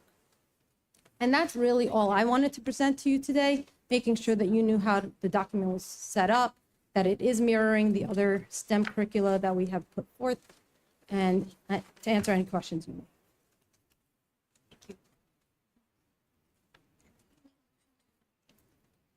I am recommending approval of the revised health. I did say it already. Do we have a motion and a second? I apologize. I don't think So we do. moved. Second. Thank you. Now we do. Are there questions from the school committee? Catherine? it's more something that I discussed with Dr. Camella that I just wanted the public to be aware of. Dr. Camella, we talked about how these standards are like very broad, and that if a family is interested in having more content as far as what's discussed in the class, that they can certainly get the like lesson plans from the teacher, correct? So what they can do is reach out to the teacher directly to talk about like how the approach is taken in class, how the standard is addressed, and what is taught. So then not every teacher writes, look back in the old days in the college when you wrote 9-page Formal lesson lesson plans, plans, because the idea of a lesson is different than the idea of a standard. The lesson meets the needs of the students where they're at. So it may have to look or sound differently, but everyone is given the overall, I use the example, destination is Chicago. This is the destination, you have to get to Chicago based on the students in front of you, you make a plan. And then, but the best way to get the design of the lesson is to talk directly to the teacher. Teachers don't have, books and books and books of all the lessons they teach. They have content, they have guidance, they have standards, and then they design and based on just different opportunities of resources, they enhance based on the students. But the lesson plan, you are not going to find any school district that would give you that, because that then would mean that you're not serving students, you're serving paper. Well, the bottom line is I just wanted to get it out there that it is broad, and they can get more information from the teachers. Absolutely. Right, thank you. Larry, and then Catherine. she got it for you? You got it, yep. Thanks. I know that some topics are sensitive, so are there still opt-out forms for families? We don't have an opt-out form. What happens is, actually, we go above and beyond the law. We send out a letter that says that if you're concerned about curriculum, like the law talks about things around, and I don't have it in front of me, but there's different topics. It goes on every year. Actually, it's right on the website. So if you go on the website, we now put it there so that it's always available to parents to see what their options are for the health curriculum. On the curriculum website, if you want it, so it gives parents, and the principals send it out every year at the beginning of the year as a reminder, but now we add the link to the website, make it easier, so it's always available. Your questions from the school committee. I see you. Oh, no, Goldie, just one second. Just committee first. Jess. Necessarily have questions, I guess I might, but so I like the questions that were in The essential each- questions. Yeah, the essential questions. I love how that facilitates critical thinking and encourages students and teachers to engage in a conversation, not just papers. I did notice as I went along, I liked how it was grade by grade. It helps you really see how it's presented in an age-appropriate way. For instance, kindergarten, they don't go into talking about drug abuse. They talk about prescriptions, your medicine cabinet, ways to be safe around that. And I really like the concept of the triangle with mental health and social health, and there was one more, physical health. And you saw those throughout the document. I am, with the age appropriate thing, I'm curious, like, how do you find out what that is? Like, for instance, it looked like puberty is not talked about till 5th grade. To me, that seems a little late as far as what I've observed. I have a 10-year-old boy, and I know that kids are going through puberty earlier. So I'm just curious, how do you? Well, I think that there's two different pieces. There is the health curriculum, and then every once in a while, there's times when we actually also get the school nurses involved when we feel like something needs to be addressed for a student, if it is at an earlier age or it doesn't seem to be being addressed at home, or and then to follow up in a way with the nurse. I know it has happened to me as a classroom teacher. I'm worried about in high school sometimes hygiene, like as simple as hygiene, but we've taught it in health classes, but I'm concerned. And so I'm not the professional in that setting. I bring it to the school nurse and share my information confidentially, and she then takes care of it. So there are times when it's in the curriculum because that's when it's most age appropriate for the grade based on standards entirely. Majority, And then when it is a singular situation, I think we have other ways to take care of that.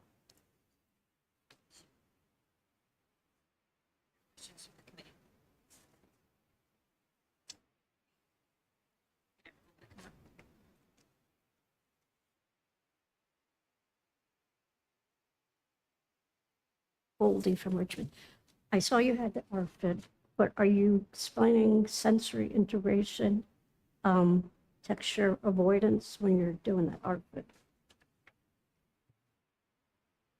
So, yeah. Sensory integration dysfunction. If you want to, texture if avoidance. anything that you would like to look, Goldie, is directly on the website. It's posted so you can review to see if what you're looking for is there. The skin of you wouldn't know every single. Okay.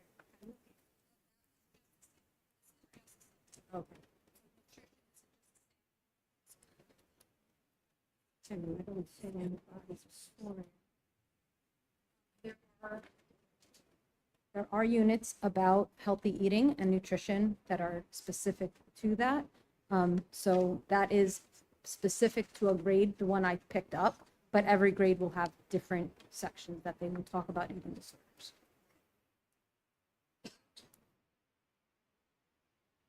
I know there was someone on public who signed up for public forum to ask a question. So if you'd like to ask that question now, come on.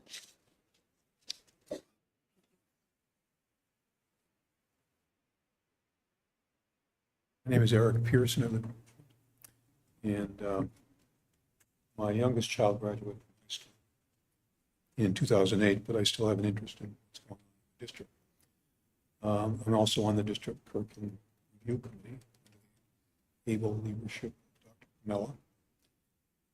Mella. Concerning the health curriculum, I voted against it because the new curriculum, while much, much better organized, did not indicate how sensitive topics were going to be presented. And these sensitive topics include issues of human sexuality and reproduction. And the how would be addressed in specific lesson plans, is my understanding, which I also understand are not available to the general public. And these are highly charged issues, especially topics addressing sexual philosophies and practices. If students are being taught that these philosophies and practices are to be affirmed and approved, that is antithetical to the convictions of many. So I just wanted to make that point that I felt that the curriculum needed to be more explicit in terms of identifying exactly how these issues are going to be presented. So that somebody in the general public could look at the curriculum online and see what the perspective of the district is on these issues. Thank you. Yes. I do want to emphasize too that I appreciate all the work that Susie and her group have done over the years on these curriculum revisions. I know it's a lot of work. Yes, please do. So, Mr. Pearson and I have had quite a few conversations both on these and science topics in the past. And I can say one of the words I will note is perspective.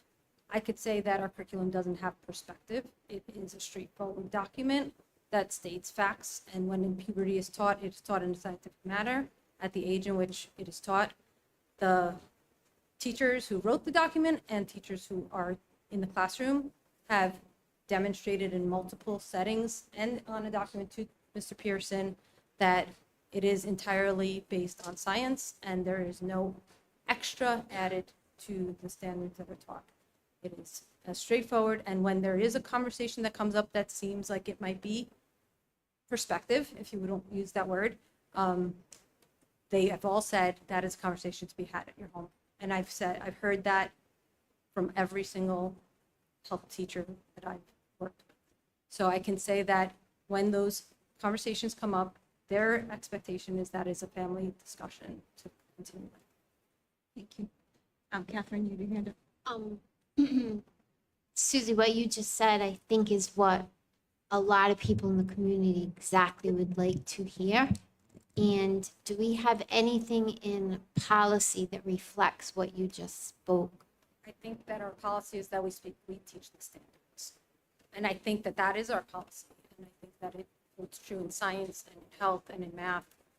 I teach math, so, I don't teach health, but I can say that I'm not supposed to teach geometry standards in algebra necessarily. I'm supposed to stick to the standards of that class for those years so that they're on par with the rest of the nation. So I would say that our policy is to teach standards. So I don't think there's a separate policy, No, it's to remain neutral and to provide the facts. Right, just exactly. And basically, Dr. Carmela told me the same thing. And again, I thought it was wonderful and exactly what I know many people in our community want to hear is that if there is a particular topic that would be addressed differently in different homes, that Dr. Carmela told me also that the health teachers would say that's something for you to discuss at home. And I just reiterate that I'm very happy to hear it. I would just be happier to see it written somewhere. So what I can say is our teachers do a really nice job of parent communication. And I have never once gotten a concern, any Charahoe parent, regarding any of our curriculum and what's been taught in our classroom. The actual opposite happens is typically when the principal's got a call, they say, have you talked to the teacher? And if the parent says no, they talk to the teacher, and 900 times out of 1,000 times, it's like, I'm perfect. Sometimes they have a little bit more information that's beyond maybe a grade level that their child's in, and they reach out to Dr. Camella, or they reach out to like the drafters of the information. But our parents, once that's done, no one has ever brought forth a Charahoe example of a concern in my 4 years here of any curriculum. So I would just say, if there's a parent or community concern, bring that forward, and I'd be happy to address it. Yeah, I'd like to echo that. I think it is easy to look at things that are happening in other places and just assume that they're happening here. And so I would just like to reiterate that as a school committee member, every time I say to someone, can you give me an example? Because that would bother me too. I don't get an example. I get, well, the kids were talking about that. Well, that is not the same as a teacher talking about it. I get, well, it happened in this other district. Respectfully, if it's not happening at Charahoe, it's not in my purview. So again, I would just really advise everybody that if you hear that something is happening in our school district and you're concerned about something in our school district, come to us or the superintendent, whoever you're comfortable with, about our district, because it is really easy to get your head filled with ideas of, oh my God, it's happening everywhere. It must be happening here. Andrew, you had your hand up. Louise. Hi, Louise Dinsmore from Richmond. Susie, I just have a quick question for you. A couple of years ago, there was a state senator, Democrat, Tiara Mack, who put forward a bill in the Rhode Island State Legislature revolving around pleasure-based sex education. I don't think that bill passed. Gina's shaking her head no, so I don't believe that bill passed. But I think one of the things that was concerning to people who read the bill was that it was age-inappropriate material that was being potentially put forward. Is there anything, in your opinion, in reviewing this curriculum, that you would consider age-inappropriate material for our district? Based on reading the standards and reading the curriculum that goes along with each grade level, I would say that it is age appropriate. I think that our teachers are sensitive to students who know more at a younger age because of older siblings and things of that nature, and know how to squash conversations if things come up. Kids are kids and they will bring things up. Teachers know how to diffuse those situations and then speak to students separately. I would say that students have more access to information now than ever in the past. And so if they're bringing forth something to the classroom, that's a bigger concern than what the teachers bring into the classroom. The students themselves, not the social media piece of it, but the actual students bringing stuff up in a classroom. I have sat in many health curriculum as an observer. As part of my job, I observe teachers, and the adults in the room are holding the straightest face when some of the comments come across. And it is amazing to see how our teachers take those opportunities, spin them, diffuse them, and also relate to that student who needs separate and deliberate education also. So I would say our curriculum is standards-based and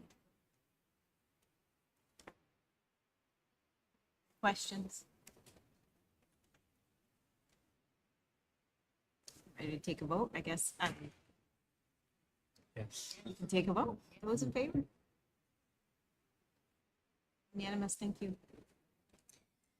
Okay, next item on our agenda is the Consolidated Resource Plan, which is overseen by Dr. Camella. I am recommending approval to submit the CRP, which includes Title I, Title II, Title IV, and the IDEA grant. We do this every year. We always review. I'm happy to have Dr. Camella share if you have any questions. He is here. As is typical, we've included the budget pages for you, and if anyone is interested in all of the wonderful detail that comes with that weeks and weeks of work, we're happy to share that as well. It's a very large document. So moved. Second. Questions?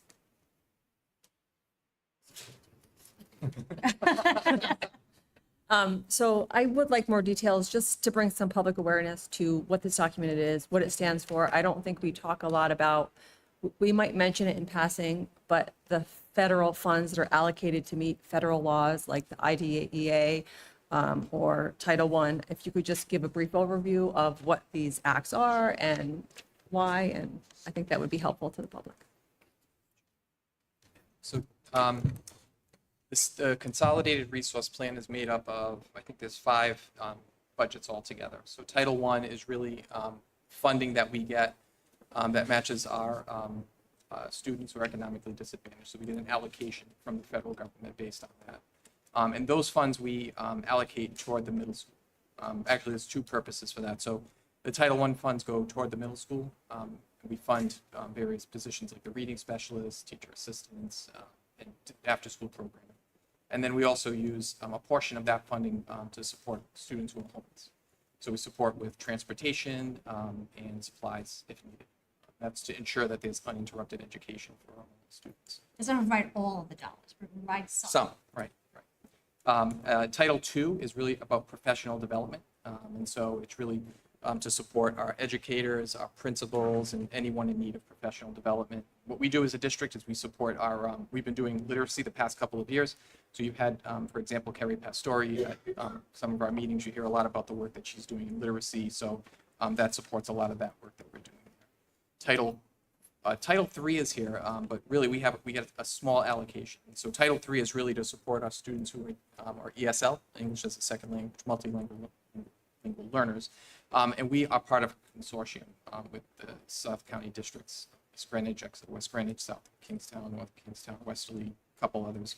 And so we really pool our money and we act as a consortium with that. And this year we're using those funds, our MLL specialist, Linda Beaudry, is going to be working with teachers around the district who are supporting students who are MLL and working in a PLC with them. Title 4A is, there's 3 areas. There's well-rounded, safe and healthy, and technology. The majority of our money goes in well-rounded, where we support our summer slide reading program, which we've been doing for years in the district. And there's a variety of initiatives around that, but that's really I would say the big one that we support. In technology, we support tech liaisons at each of the schools to kind of support the rollout of our curriculum for the last 3 years in various ways. And safe and healthy, one of the new initiatives that we're doing this year in Title IV is to support some of our outdoor learning space that you hear Katie bring some of the grants over this past year. So it's to kind of work hand in hand with that work as well. And then the other 2 are the IDEA, Individuals with Disabilities in Education Act. One really supports the larger one that you see here, that's over $900,000, really supports positions around the district, special educators, teacher assistants, our assistant director of special education. And then the IDEA preschool special ed is really, we get a small portion there, and that really supports a part of a salary as well. One of the important things to know with the title dollars is that the federal government will not allow you to supplant these funds. So you can't use this for things that they're required by law, by state law. That's because they expect you to do that. This is how are you providing the additional supports, like a reading specialist is an addition, not a requirement. Like this couldn't pay for your 7th grade English teacher because that's a requirement. So that's where Dr. Camella spends a lot of time having to call what we saw, the evidence-based of the reason and the rationale of how these funds are going to be utilized to ensure, in essence, we are not supplanting. And with the IDEA money that's aligned to our students with special needs, we have to ensure that we're meeting and operating our local dollars adequately, because if we're not, then they take money away. Because they're saying you're not doing an adequate enough a job in your local dollars, therefore you have to pay back the state X number of dollars. That happened my first year here, if you all remember. I had to bring you that bad news because the district did not have the monies equally allocated the way the federal government requires. So that doesn't happen anymore. We do a very good job, but that happened to us, Ned and I think it was our first month. That was great news for us. But we shared that news with you. But that's why it's really important to ensure that you're not supplanting, because the federal government will take it away. Thank you. Questions, folks? Okay. Ready to vote? Those in favor? Unanimous, thank you. Okay, this is the review and authorization to pay Charlestown, Richmond, and Hopkinton special election bills. I am recommending approval to pay all three of the bills, and the attorney fees totaling $20,355.01, which is over the $15,000 that was originally budgeted. To be fair, when Donna and I reviewed the original past elections, we had used previous amounts, but there were no mail-in ballots, there were no early voting, and all of that was new. So I think all of us were thinking like, oh, this is typically what is given to a building committee. So I think that's important to know. And we went back and forth with John to ensure, does this go to the building committee? Who has to have this money? So you allocated the $15,000 based on what you knew. And John's recommendation was that this can be done by you because it's your funds allocating your dollars. So you're allocating dollars to the building committee, therefore the building committee has no legal charge, therefore the allocations come back to you, and therefore you would need to approve now the increase to pay the bills. I know Richmond has reached out and asked, when are we paying it? And I said, I'm going for approval tonight, and I will let you know. So moved. Second. Any questions from the committee? Larry and then Catherine. Just get approved, the building committee put. Yes, based on the conversation with the Charahoe Act, is there has to be new construction for a building committee to have a charge, and the bond didn't pass. So they would not be involved in capital improvement planning and renovations. They only are, Charahoe Act says new buildings. So basically, if I understood you correctly, Gina, the additional cost was for mail-in ballots and early voting, pretty much? My understanding was the increase, well, the bills are in your packet, but my overall understanding was it was more than what's happened in the past because all of these things were not in place in prior years. This is new. This is I think mail-in ballots, this is only the second year that they've done. And typically we handle the budget is a one-time because we don't have to print ballots. They have that one yes or no. So that saves the towns and districts money, but this one has to be printed, so there's more fees that come with that. Please.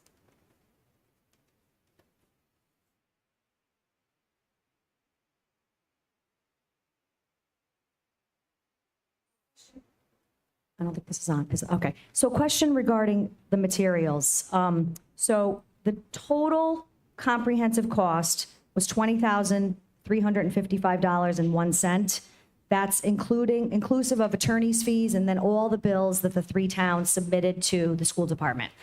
So in looking over the bills, Hopkinton was $1,100 plus, a little over $1,100. And it doesn't say that Hopkinton had to print ballots, whereas other towns had to print ballots. Do you have any idea why Hopkinton didn't submit a bill for ballot printing?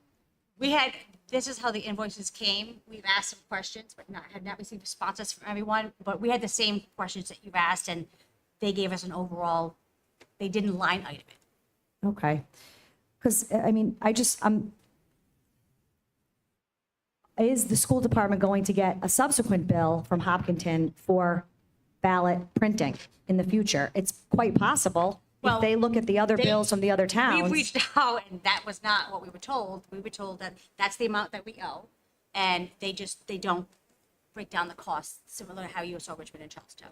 So just for the public, if they haven't read these materials, Charlestown billed the district for $5,820.93. Richmond, $4,861.75. So $1,000 difference there, roughly. And then Hopkinton for $1,100 $4.35. When I spoke to the Richmond town clerk, she explained that they communicated among the town clerks, and certain clerks took on different responsibilities to put out ads that cost more, which is why their bills were higher. So I guess my only comment here is, obviously, we have to pay these bills. But what I would say to that is that if there's a budget of $15,000, this budget is, what was submitted is 33+% over the budget. And when you have public money, that's an awesome responsibility. So in the future, when this comes forward, are we going to say to the towns, you have X amount to spend, and if you're going to go over that, we have to be notified in advance? Because, you know, again, when you're dealing with public money, it's public money. I would absolutely go to the Richmond Town Council, Hopkinton Town Council, and Charlestown Town Council and share that. What we were told is that they get to determine, this is their purview, not mine, how many poll workers they need. That's based on what they know about their work. We do not have the ability to say that because that's in their control. So unfortunately, I don't disagree. I would love to be able to say that, but that is not how that works. When we talk to the Secretary of State's office, they determine their need based on how they run their offices. Well, maybe a letter. And it is the same taxpayer dollars. Sure. And maybe a letter could come from the school committee to say, we have $15,000 or X amount budgeted. We would appreciate knowing in advance if you are going to, you know, go. One of the reasons why, you know, Over. when Ned came to me, I was not willing to just say, oh, you know, we're going to pay these bills. Because typically, I can pay bills before the school committee approves, because that's how we can do this certain things. But just based on 15,000 and come back. I agree with you. I think that there should be some kind of a correspondence, but in the end, my purview has to be to the fact that they ran the election, that it's their purview, and I understood the Secretary of State's office and all of that. I would love to be able to say this is what we have, but my understanding, based on what I was told, is that that is not necessarily how it operates, because they don't necessarily know, based on the number of mail-in or the number of requests for absentees, or some had military families that they had to wait for. So that doesn't come up to the very sort of tail end, based on the way that we do it. But I think if the committee wants to have more specificity how the towns do it, I don't disagree, but I think it's different among each town.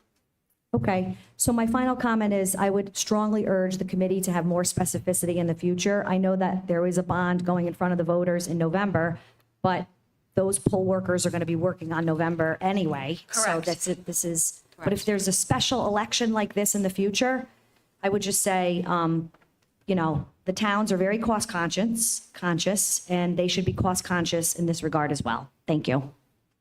Yeah, I invite people to reach out to the town councils, because there are certain things we have control over and certain things we have zero control over. So I appreciate the sentiments, but. And maybe again, reach out I to your don't town know, council. even to be honest and fair, they didn't have the background either to know how much the mail-in ballot, this was new with the presidential primary, which was only a month ahead of time. The budget election that happens every year is not, it will still cost us money. Charlestown doesn't charge us for that, but Hopkinton and Richmond do. More questions? Those in favor? Thank you. Okay, next on the agenda is the Rhode Island Department of Education Memorandum of Agreement for School Construction. This is based on the stage 2 application that you all approved back in February 2024. The council has met and approved the plan to move forward. So now what they would require is a MOA stating that you're all finalizing and understand that they are providing you with the approval of the plan. This is not a, they're not giving you money, this is just, they've approved. So moved. Questions? I notice the amount here is also the same amount we're going out for a $15 million bond with. Seems It like has to be, that's the plan you put forward. Okay, so this is part of the $15 million bond. It's the stage 2 application piece of the main campus capital improvement plan. Correct. Correct. It has to be But- that. That's what we put So forward. you're gonna come back with another one for the bond for the Fun Campus project? Am I gonna come back with what? Another one of these for the bond, Fun Campus? It seems like this is duplicating the bond that we're going out for in November. I don't know what you mean. Has to be, this is exactly the what we bond. did. It is, Yeah, okay, this is it. that's what I'm asking. Okay. This is the one we've been working on the entire time that you put forward, the capital improvement plan for this. You had the stage one, remember you did this, because you put this in queue. Right, I just asked, this was the same thing as It's $15 the million same thing. bond overdue. Yep. Okay. The same plan we discussed last month, and then the previous, yep, it's always the same. We have not made any changes, because that's what Ride had in front of them in February. It's the 3,000 page. Any other questions? Just as much as you can, clarify it, so there isn't any misconception about just numbers, where they're coming from, how it applies to the $15 million bond. There's no misconception. To people in the public. Okay, so I guess I don't That's have all. all right, so I'm just, There's no misconception with me. I have had people ask me, so it's better to just have it explained from the chair. so I guess So my people question in the public is, know. okay. That's all. No, and I appreciate that. Well, no, I guess my question is because I haven't heard misunderstanding about it, I don't know how to address that. So if you've heard, like Larry's question, I thought was clarifying. Is this the Yeah. same bond we've been talking about? Does that clear up misconceptions you've heard? I think the use of the bond is the problem because it's not about the bond, right? So you go out for bond to be able to allocate dollars towards projects. This was for your state. So if you go online to our necessity for school for construction, your capital improvement plan that we put together and submitted to RIDE back in February, that's what this is. So we had this built in to the first bond that did not pass. That doesn't mean the projects go away. Doesn't mean that we don't need the money. It means that we still had this piece of the project that has to get done. And by utilizing the capital improvement plan, we are now going out to attempt the main campus piece of the old bond. So that's different. That's where I would not use the word bond because that's not what this is. This is your capital improvement plan. You're going out to bond to allocate dollars to be able to meet the needs of your facilities. Thank you. I know, and I'm not I knew trying to what be it was for. combative. I just, when you say there's misinformation, but I don't know what it is, I don't know how to answer it. I think that was just a good explanation. That was very simple and direct in case anybody in the future Perfect. has No, thank you. questions. That's it. No, that's great. Last thing we need is confusion. Yeah. Any other questions? Those in favor? Unanimous, thank you. Okay, the next item on the agenda, okay, so this is where, Eric, I'm gonna log in. So, we need to be able to reset the elementary plan, as you all know. We are moving forward, so I'm gonna just take us through, a timeline. We've discussed this timeline before, but I continue to hear we don't have enough information, or I don't recall that. So I wanted to make sure that we put together the information in a way that maybe was different. So I tried to be something that was not a timeline like we had been up before, so that people could sort of have a place. Let me just do this. Let me just log in. Do you want to do it for me while I do it? Oh, I talk. Thanks, because I can just change. So basically, what I'm going to show you is a overview of the kinds of facility planning that we've done. And we've said this basically is understanding the past to prepare for the future, because you need to know where you've been. And I think because of all the changes, it's been hard for people. And listen, I wasn't even born when some of this started. So I think, it helps that to give you a little piece of what I've done with the team here to review the options. So I went back, I didn't go back to the 50s. I went back to 1975 and started to review so that when people said, and by the way, if you want to look at some newspaper clippings that Donna, I love Donna, she has everything. It feels like it's the same conversation from 1975. So that was always fun. It kind of made my weekend enjoyable because I was like, oh, this is exactly, insert name here, insert year here. But I think it's important. This will go on the website after tonight, but I wanted to make sure the school committee saw it first before that I put it public. So if there's any changes you want me to make or clarifications, I can do that. So back in 1975 in June, there was a referendum put forward to build a new senior high school. This was before the Charahoe Act was regional. So it was regional only for your junior, senior high. Your elementary schools were run by your towns, and they had separate superintendents, separate principals. They were run separately. So this is when they decided when they had significant overcrowding, and they wanted to address this. That was defeated back in 75. They attempted again in May of 76 for a reduced project that would address the high school needs with overcrowding by adding some additions at a $3.9 million request, and then use the current school to house their junior high. That was defeated. In 1977, there was an attempt to do just a renovation at the high school at $500,000 to address overcrowding. At this point in time, the state began to intervene and said to Charahoe that you needed to learn how to collaborate because they were getting ready to remove your accreditation and to no longer allow you to operate at the schools with the overcrowding that you had. Students were making protests, there were newspaper articles, it's all for everyone to view. But it was a very hostile sort of conversation, and the three towns were in disagreement of how they should handle it. So move forward September of 1977. After it defeated in May 1976, the district moved to double sessions.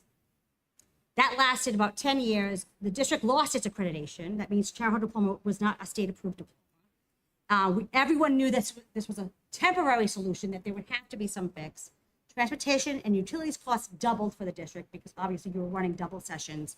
And impacts to families and students to be able to manage that was something that was creating more tension among the communities. So in 1982, there was an attempt to talk about the additions and renovations to the high school and a $5.5 million for overcrowding. Current school was housing junior high. Throughout this time, Charleston began to consider to withdraw from Charahoe as, remember, this is not, you weren't regional K through 12 yet. So they were considering removing their and taking control of their junior high students and partnering with Western. So there was a couple of attempts there that didn't come to fruition, obviously. Double sessions continued. Towns and the school committee were working simultaneously to try and find different solutions, and these were some of the examples that were discussed. Tuition out the students, regionalize K through 12, partner with another district, create special committees to discuss elementary and high school, middle school needs, renting spaces for schools to help with the overcrowding, and year-round schools with staggered schedules, all that had higher costs than your $5.5 million. So they felt the word used in some of the work was dead end. And it was defeated twice. 1986, July 26th, and there's the article, the regionalization occurred K through 12, elementary, middle, and high. So when we hear a lot about the elementary schools having the harder time coming to that regionalized sort of mentality, this is some of that, push and pull, because you didn't start off that way. You started off just in the middle high school, elementaries came on later, so people still have a struggle with understanding that.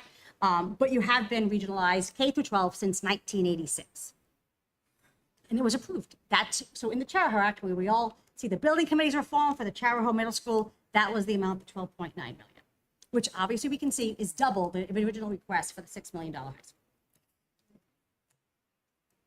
So then, fast forward to, I skipped the John Pena years only because he had the one school, we all knew nobody liked it, and it didn't have a lot of backup. So we just skipped over that and went right to Barry's first plan, which was the 2005-2008. This is phase one. There were two parts in that building committee, 2003, which was the 3 new pre-K through 2 elementary schools, like the lower and upper school, where you would renovate your current schools to house your upper elementaries and then build new lower elementary schools in each town. That projected cost back here in 2005 to 2008 was about $57 million. And I just gave you the enrollment in 2004 because you can see the percentages haven't really changed. So this was the kind of facts put out back in 2003 building committee that was given to each town to help sort of think through those quick facts like we did for this bond. So, they had the renderings, they had that sort of the layout of the school, they had, and if you look at the bottom, the note, I did not write any of this. This is all from the exact quick fact document, which I'm happy to share with anybody who would like to see it. Hope Valley was determined, would be returned to the town of Hopkinton based on this plan. This is from the 2003 building committee. So, why are we going through this? It's just so people understand the options that have been presented, paid for, and planned out with tax dollars. So every time you do this, you're building options. So it's really important to understand what options you've looked at so that when we move forward to the elementary plan, we know where we've been so that we can plan where we're going. So now, this is just an example of what was put out by the renderings of the architects, which were part of stage 2, if you'll remember. Back then, it was a little bit different, but this was the architect that was not hired, obviously, moving forward, but this is what you use to get an idea of what you could build. So this is that plan, that part of the plan where this is the potential, but not what actually could happen, but it didn't matter because it didn't pass. So the phase 2 also included a complete renovation of the high school, which really, it was also the conversation around the improving of the fire codes, the RISE building, all of these costs for $42 million. So we're all familiar with some of this because it sounds familiar from Campus 2010. Well, this was defeated, and very similar to what we're doing now, it was removed.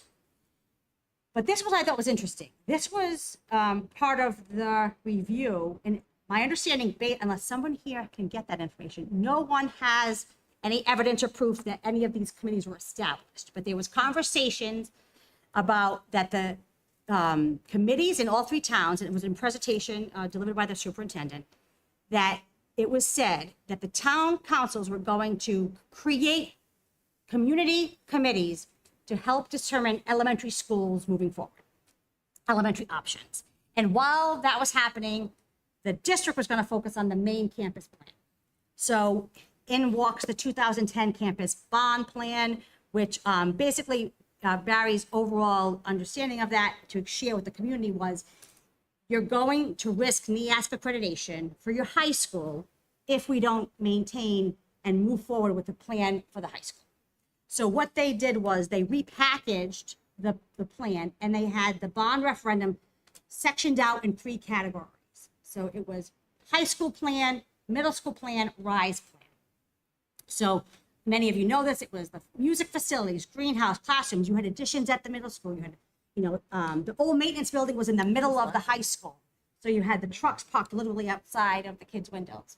With the maintenance building. So all of that work that happened was part of your Campus 2010 bond, which overall was, and that would begin in August 2007. So when they first went out, like I told you, there were the 3 projects and they were separated on the referendum this way. They did. They voted separately for each one.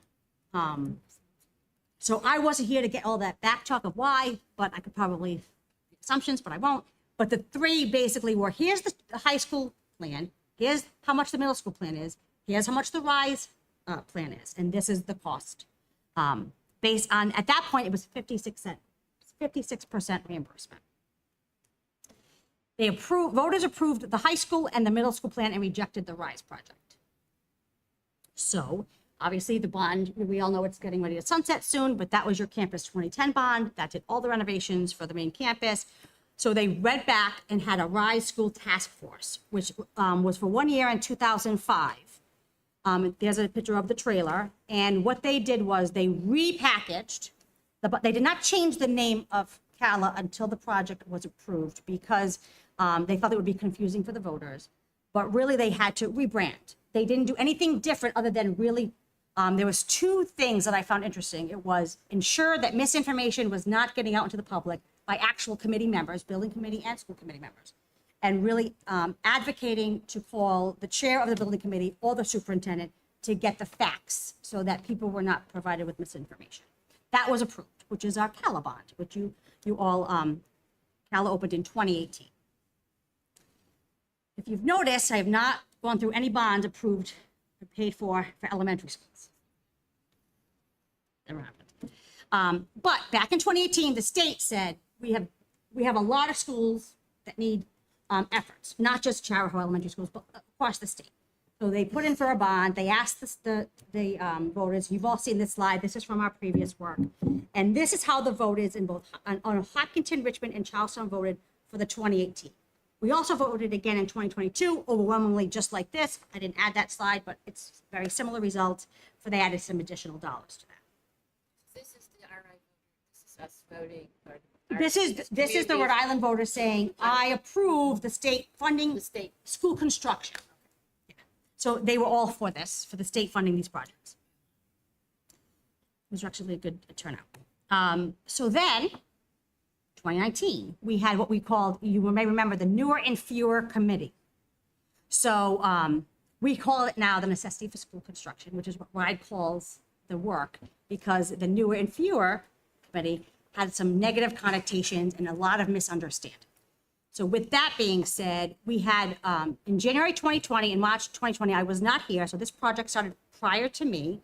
The chair of this committee was Ryan Callahan. I know Craig Lozano was on it, and I know Catherine Juicy was on it. So they actually, you have live and in-person people that are here that can talk probably better than I can about the January, March stages. We all know COVID hit. So you can imagine the focus groups and the information getting out, people were not necessarily tuning in about projects at building committee meetings, right? So when the project came up, when I started back in July, people still were worried about school opening. And even while these meetings were happening simultaneously, there wasn't the chatter in the public about the work. So what really sort of put the nail in the stake will come up in a minute, but the Newer and Fewer Committee, along with the chosen architect, provided multiple options. These were the final three that the Newer and Fewer team brought forward to the school committee for review. So it was, surprise, surprise, one large school. Then it was 3 schools. And then it was option C, which was basically, just trying to maintain your facilities and your needs, no educational enhancements, and no minimizing any construction. So you can see, if you look at that column, the big picture. But the work, if you were going to use the dollars for the reimbursement, you had to have the work underway by 2022, but you were looking at maybe the 5% for the region. That was really it. Possibly 10 if you had some health and safety, but it would have been a harder sell because if you were not going with option A or option B, knowing the facility improvement work done in stage 1. So option A, then the committee went to the town councils and reviewed all the options that the school committee was discussing to get some feedback about what they were thinking. There was, so began the rendering that you see here. Now, the architects said at the meeting that this is not where the middle school is going to go, but this is what they put up. So what happens? People take snapshots, and we began with the factory in the field. And people thought that we were going to have 3,000 kids on this campus. So this was sort of the killer of this option. Now, Johnson right now is building one large elementary school. So they would be the first. Charahoe would have been the first if they did it. Did it provide more efficiencies? Sure, because you're using one school, you're allocating all your resources into one area. But based on the community concerns, there was a lot of backlash around, I like a smaller school. I'm okay with 3. We did a survey. If everybody remembers, we did the surveys of Newer and Fewer. And overwhelmingly, people said, not interested. We went back to the architects and said, we need to reset. This plan is not going to work. Henceforth, made some litigation concerns happened, and we had to be placed on hold. But just to show you, option 2 was very similar to our option right now, which was the 3 elementary schools. You can see the cost for this is a lot less than it was when we did it now, because years go forward and things cost more money. But those were the costs. Again, this was just the anticipated cost based on the time. No action was taken. There was no vote, no bond, nothing. It was the committee withdrew its application to RIDE in the summer of 2021. Litigation with the architect went back and forth because the architect felt that they had dibs on our planning, which they did not. And we began, Ned and I began discussing with you the need to really move forward, even while we're in litigation, to address the facility needs. There was apprehension. Everybody was new. People wanted more information, which was absolutely understandable. So we really didn't get up and running again until January 2023. And that's when I think many of you became, understood the projects that had to happen and the facility needs. On forward in May, we all know it was defeated. I don't need to rehash the examples because you were live and in person for this one. And it brings us to currently where we are now with the main campus. So we are not doing anything new. We don't have to repay for anything with architects because we already paid for the plan. You already submitted it to RIDE. You just voted on the MOA for the approval. So it's completed. So just to be clear, the bond is to say, to access the dollars to be able to pay for the facility needs over the years to come. Now, we know that there's been conversation of, oh, you can just borrow money for $1 million. Ned and I have explained that's not how RIDE works. That's not how the state dollars work. While it would be nice, and I don't want to have to pay for architects, and Ned doesn't want to pay for architects, we have to pay for architects to do the 5-year capital improvement plan. It's required. So by focusing on the main campus and keeping the same plan we already have saves us dollars because we're not going back out to reset this plan. We had received no negative feedback on the main campus. We heard more that people were interested in renovations versus new construction. So we felt like it made more sense to recommend to all of you to move forward with this plan. The bond would allow you then to allocate your local dollars to your elementary facilities while we reset. Now, I said to you last time, if you want a November election, it's almost impossible for us to have this ready by November 2025 because we need the money for a new stage 2 for elementary. And I tell you, I'm always honest. We were able to get this bond pushed through for the legislation with a lot of effort on our end, but it wasn't easy. And it was like last day of the session, but it happened with the great support of Tina Spears, Megan Carter, Brian Kennedy, and Victoria Gu.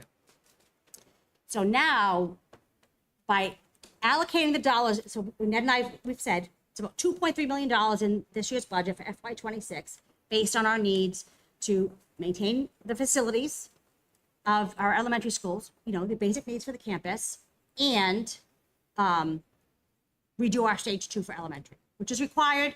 RIDE's not going to let us get away with it because we don't have it. And you have to have a capital improvement plan for all your schools, not just your main campus. So with that being said, if we're looking for a November vote, which you don't have to, you can do a special election, but that comes with dollars as well. It's probably November 2026. That does not mean we are not fixing schools. That doesn't mean that they're not being maintained. And it doesn't mean, it just doesn't mean that there's any larger projects to help with the program needs that we have. Things like the Ashaway Gymnasium where the concrete's starting to come through. The trailer at Ashaway that's housing Cala at Ashaway. The Richmond leaks that happen in all different areas every time. Sometimes it doesn't happen at all. Sometimes it happens, and it always happens in a different spot, which is really fun. And then the Charlestown needs. So there's a lot of things that happen, but overall, we still have those needs. So Ned and I felt it was really important, one, to get the conversation started now. And we're not asking you to make any decisions tonight. What we really want you to think about, we're going to be putting this agenda item on each time so we can make small gains and movements. So one, the community has a way to get access and input to all of you. And two, we can continue really making those moves so that when people say, well, how long is this conversation? When was this decided?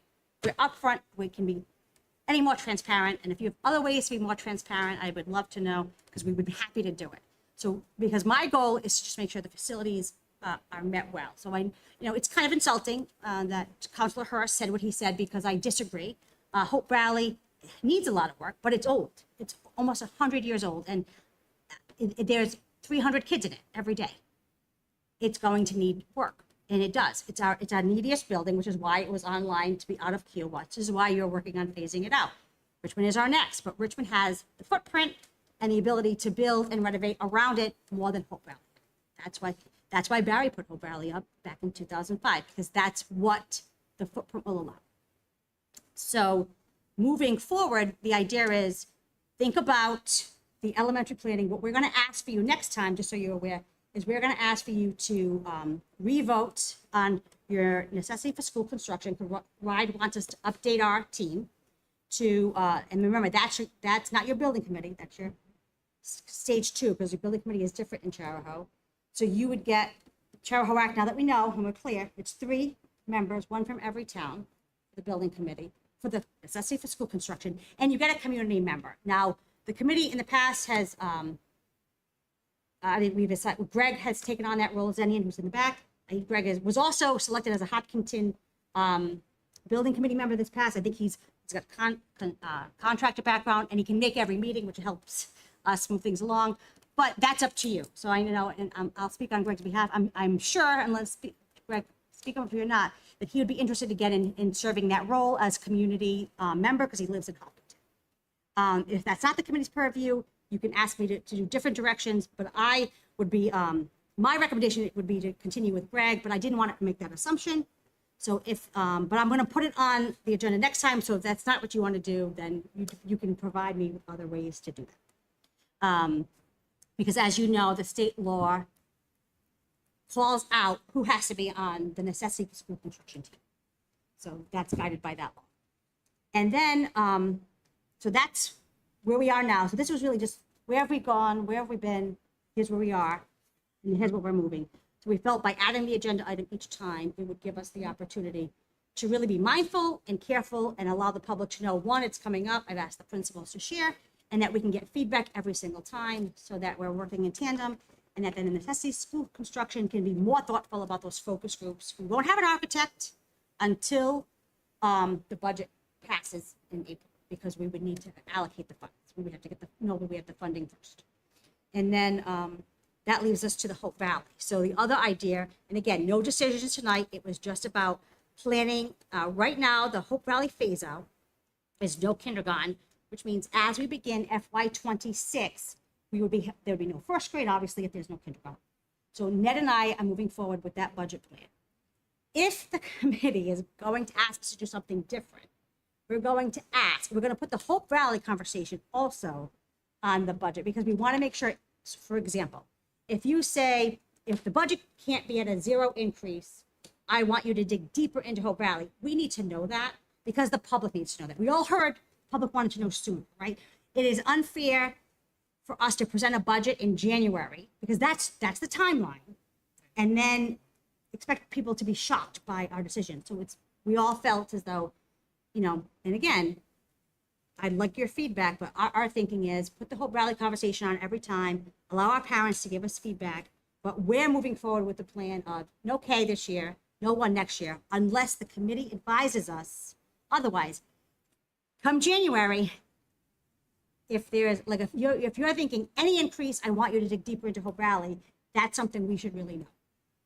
Because the parents want to know, and they're asking us. And what I'm saying is, my recommendation to the committee was a slow phase. That's still my recommendation, but that doesn't mean you have to listen. It just means that that's my recommendation. You get to decide how to do that. And we're just asking that you provide us with what you'd like to see happen so that we're clear and we can inform parents as well. So that was really my point. Again, I'm not looking for decisions. I'm not even looking for major conversation. I'm looking just to know that we're bringing up the conversation, and we'll be continuing to have the conversation.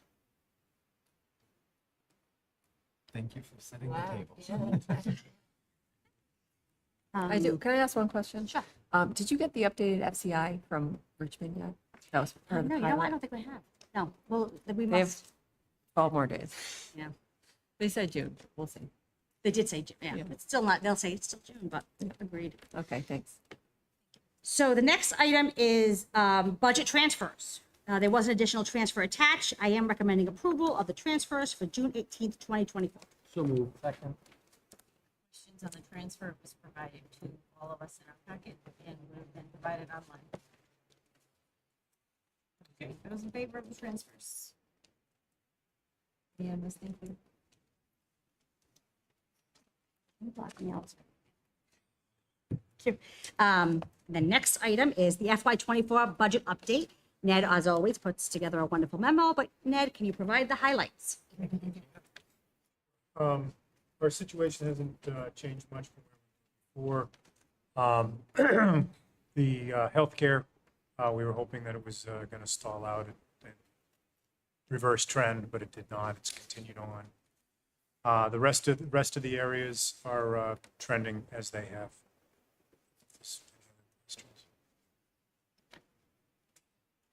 Yes, Ned, could you, even if you don't tell us tonight, because I'm probably asking, for a bit of information, but on page 1 and page 2, what the Capitol building improvements specifically were for like Richmond, Dashaway, the middle school, high school, CALA? Sure. So some of the things we do on an ongoing basis are HVAC and those kinds of repairs. Under our former capital plan and the way we had designed things, we had roughly a $30,000 allocation to each school. So you'll see some of those remnants in there. For the new stage 2, Ride informed us that they would not allow us to do that anymore, that we have to actually hand in schematic design for each project we ask for. So, for instance, we would have to submit a piece of HVAC project at roughly $30,000 in each school under the new guidelines. The old guidelines allowed us to say, okay, we're going to set aside a budget, and if a hot water heater fails, we can replace it. If HVAC fails, we can pull out a window unit or something like that. We can't do that anymore, so now we have to be more thoughtful about identifying every project. So circling back, the big one there is obviously the boiler for the middle school. That's the $476,000. The smaller amounts tend to be what I just described. Right. So could I, you can email it to us if you like, but could you just give me what you just said the 476,500 is the boiler for the middle school. So the other items that have a number, but it doesn't say specifically what they are. Could you just tell me what those are, or the committee? Could you just email that to us? Email that information. Yeah, I can, That'd be because great. usually I have another request from another committee member. I can add it all to the Friday. Okay, thank you. Thank you very much. Okay, next is the memorandum of agreement between the Charahoe Regional School District and the NEA Charahoe for Article 12A. I am recommending approval of this MOA between district and NEA Charahoe for Article 12A, non-teaching duties. In favor? Those abstain? Debbie, Donna? This is to consent. Do you have anything that needs to be pulled from the consent agenda? I do. Yeah, from the consent agenda item, I need to recuse from E1, for our parents' sake more than anything, but I have my recusal form, so for that reason, if we're gonna vote on everything together, I need to have that pulled. So anybody else have anything to Okay, Madam Chair, make a motion to approve the remainder, but before I do, just give me a little bit of time here. Donation, one donation from Riverhead Building Supply of Richmond, Kevin Muse, for the donation of $423.31, and supplies, donation of paint supplies and wood stain totaling $65 from Ace Hardware, Wyoming, Rhode Island, donation of 2 gallons of paint from Sharon Williams and Wesley, Rhode Island, for the Richmond School Teachers Room Remodeling Project. 2, anonymous donation of $150 to Richmond Elementary School student lunch accounts for families in need. 3, donation from Earth Care Farm, Charleston, Rhode Island, for their in-kind donation of $552, discount of 20% for 30 yards of raised bed mix to the Richmond Elementary School Gardens and Greenhouse Project. And 4, donation from We Dig / Wilcox Construction, Paul Wilcox of South Kingston, Rhode Island, of $350. They waived their delivery fee of the raised bed mix from Earth Care Farm to the Richmond Elementary School Gardens and Greenhouse Projects. That was the motion. There you go. those in favor? It's unanimous. Madam Chair, make a motion to approve E1 FY25 contract for paving of Lower Bowl and pavement repairs on the main campus to D'Amber Construction per Rhode Island Master Price Agreement. Rhode Island MPA number 381 vendor contract and work order addressed to Jason Sullivan in the amount of $99,500 if the work is performed all at one time. These projects are approved in the FY25 RIDE Housing Aid Capital Allocation, and due to the favorable cost of CTC roof section replacement, we'll be able to complete this work this summer and be eligible for maximum housing aid reimbursement. Second. Those in favor?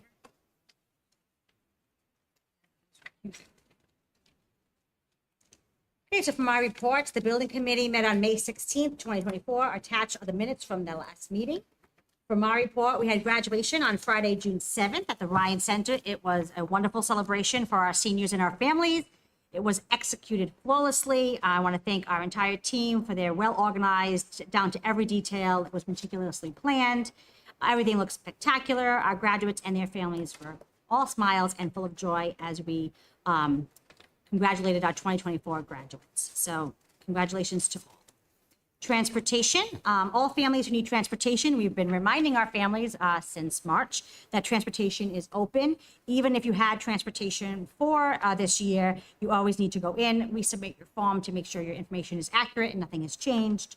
So that will go out, reminders will go out again this week and next week for families who may have forgotten to do that because it does close July 1st, which means the we're unable to run routes if we don't have all the information. So parents that do register late risk not having transportation for 2 to 3 weeks. It's never happened that long, but it can if we have a lot of requests that come after the deadline. So I spoke with Ocean State, Ned and I met with them. So their ask was to really remind parents so that they can run the bus runs because we can't tell parents where their stops are and the police can't review the stops until we finalize that. So that's an important piece for us. And all the information is in PowerSchool, and if parents do not have access or cannot remember their passwords, they just need to call the school and they can help them with that. We also have updated registrations, so we are right where we figured we would be at this point in time. Ashaway is currently at 40 students, Charlestown at 51, Richmond's at 75. Just to be overall, Ashaway has 2K classrooms, Charleston has 3K classrooms, and Richmond has 4K classrooms. So we have 166 kindergartners, and our average class size, largest being at Ashaway at 20, Charleston right now is at 17 per class, and Richmond is at 18 or 19 per class. And typically, we no longer, for the last 2 years, see a mad rush because it's digital. Parents can go online, so they don't have to wait to get out of work. They don't have to wait when school is open. They can do it at any time. So we've alleviated a lot of that concern for parents, which helps us get our numbers faster and sooner. Donna and I worked on all of the requests for siblings. Those have been completed. Any voluntary transfer requests are always held until July because if you're not your district school and you don't have a sibling there, we need to ensure that we prioritize those groups first. And then if there's space, we allow the voluntary transfers to happen. Based on these numbers, they would be allowable, but we always hold until mid-July to ensure that we don't have any last-minute enrollments for the upcoming year. And then upcoming, the yard sale, everyone's favorite, will be held on June 28th, 8 to 10 a.m. with the district-wide government agencies and nonprofits getting their first options. Attached is the list of all the items for sale, and the coming events, for all of you to know, are listed at item C. Last day of school is Tuesday. The hottest day of the week was today. Thursday and Friday are going to be cooler. In case anybody's wondering, we are all set. And in case anybody asks you, our elementaries have full AC. Our middle school is at 80%, high school is at 50%, and Cal is 100%. Everyone will have full AC. We had to hold on the high school and middle school to finish the project because we had to upgrade the electrical. So once John Devereaux updates the electrical, he explained to us that he will be ready and done by August so that come September, school will open and will be 100% AC. That was funded thanks to ESSER dollars. And that's it for me. The request for future agenda items or legal opinions. So I just want to bring up something that was mentioned in public forum at one point, which is schools and social media, not schools, sorry, phones and social media in schools. Yesterday, the Surgeon General, penned a letter saying that his concerns about teens and social media are severe enough to warrant a warning label. So I just had it on my mind again. I'd like to discuss possibility of school-free zones or social media-free zones. Did you talk to Dr. Camella? I have talked to Dr. Camella. I've talked He's to very excited about this plan. Mr. Zenyan. I think that one of the things I want to emphasize is that this is a community decision. It's something to start the discussions. I'd want to have families, students, teachers involved, but I think it's a worthy discussion to have. Motion to adjourn. Second. Nicely done. 52.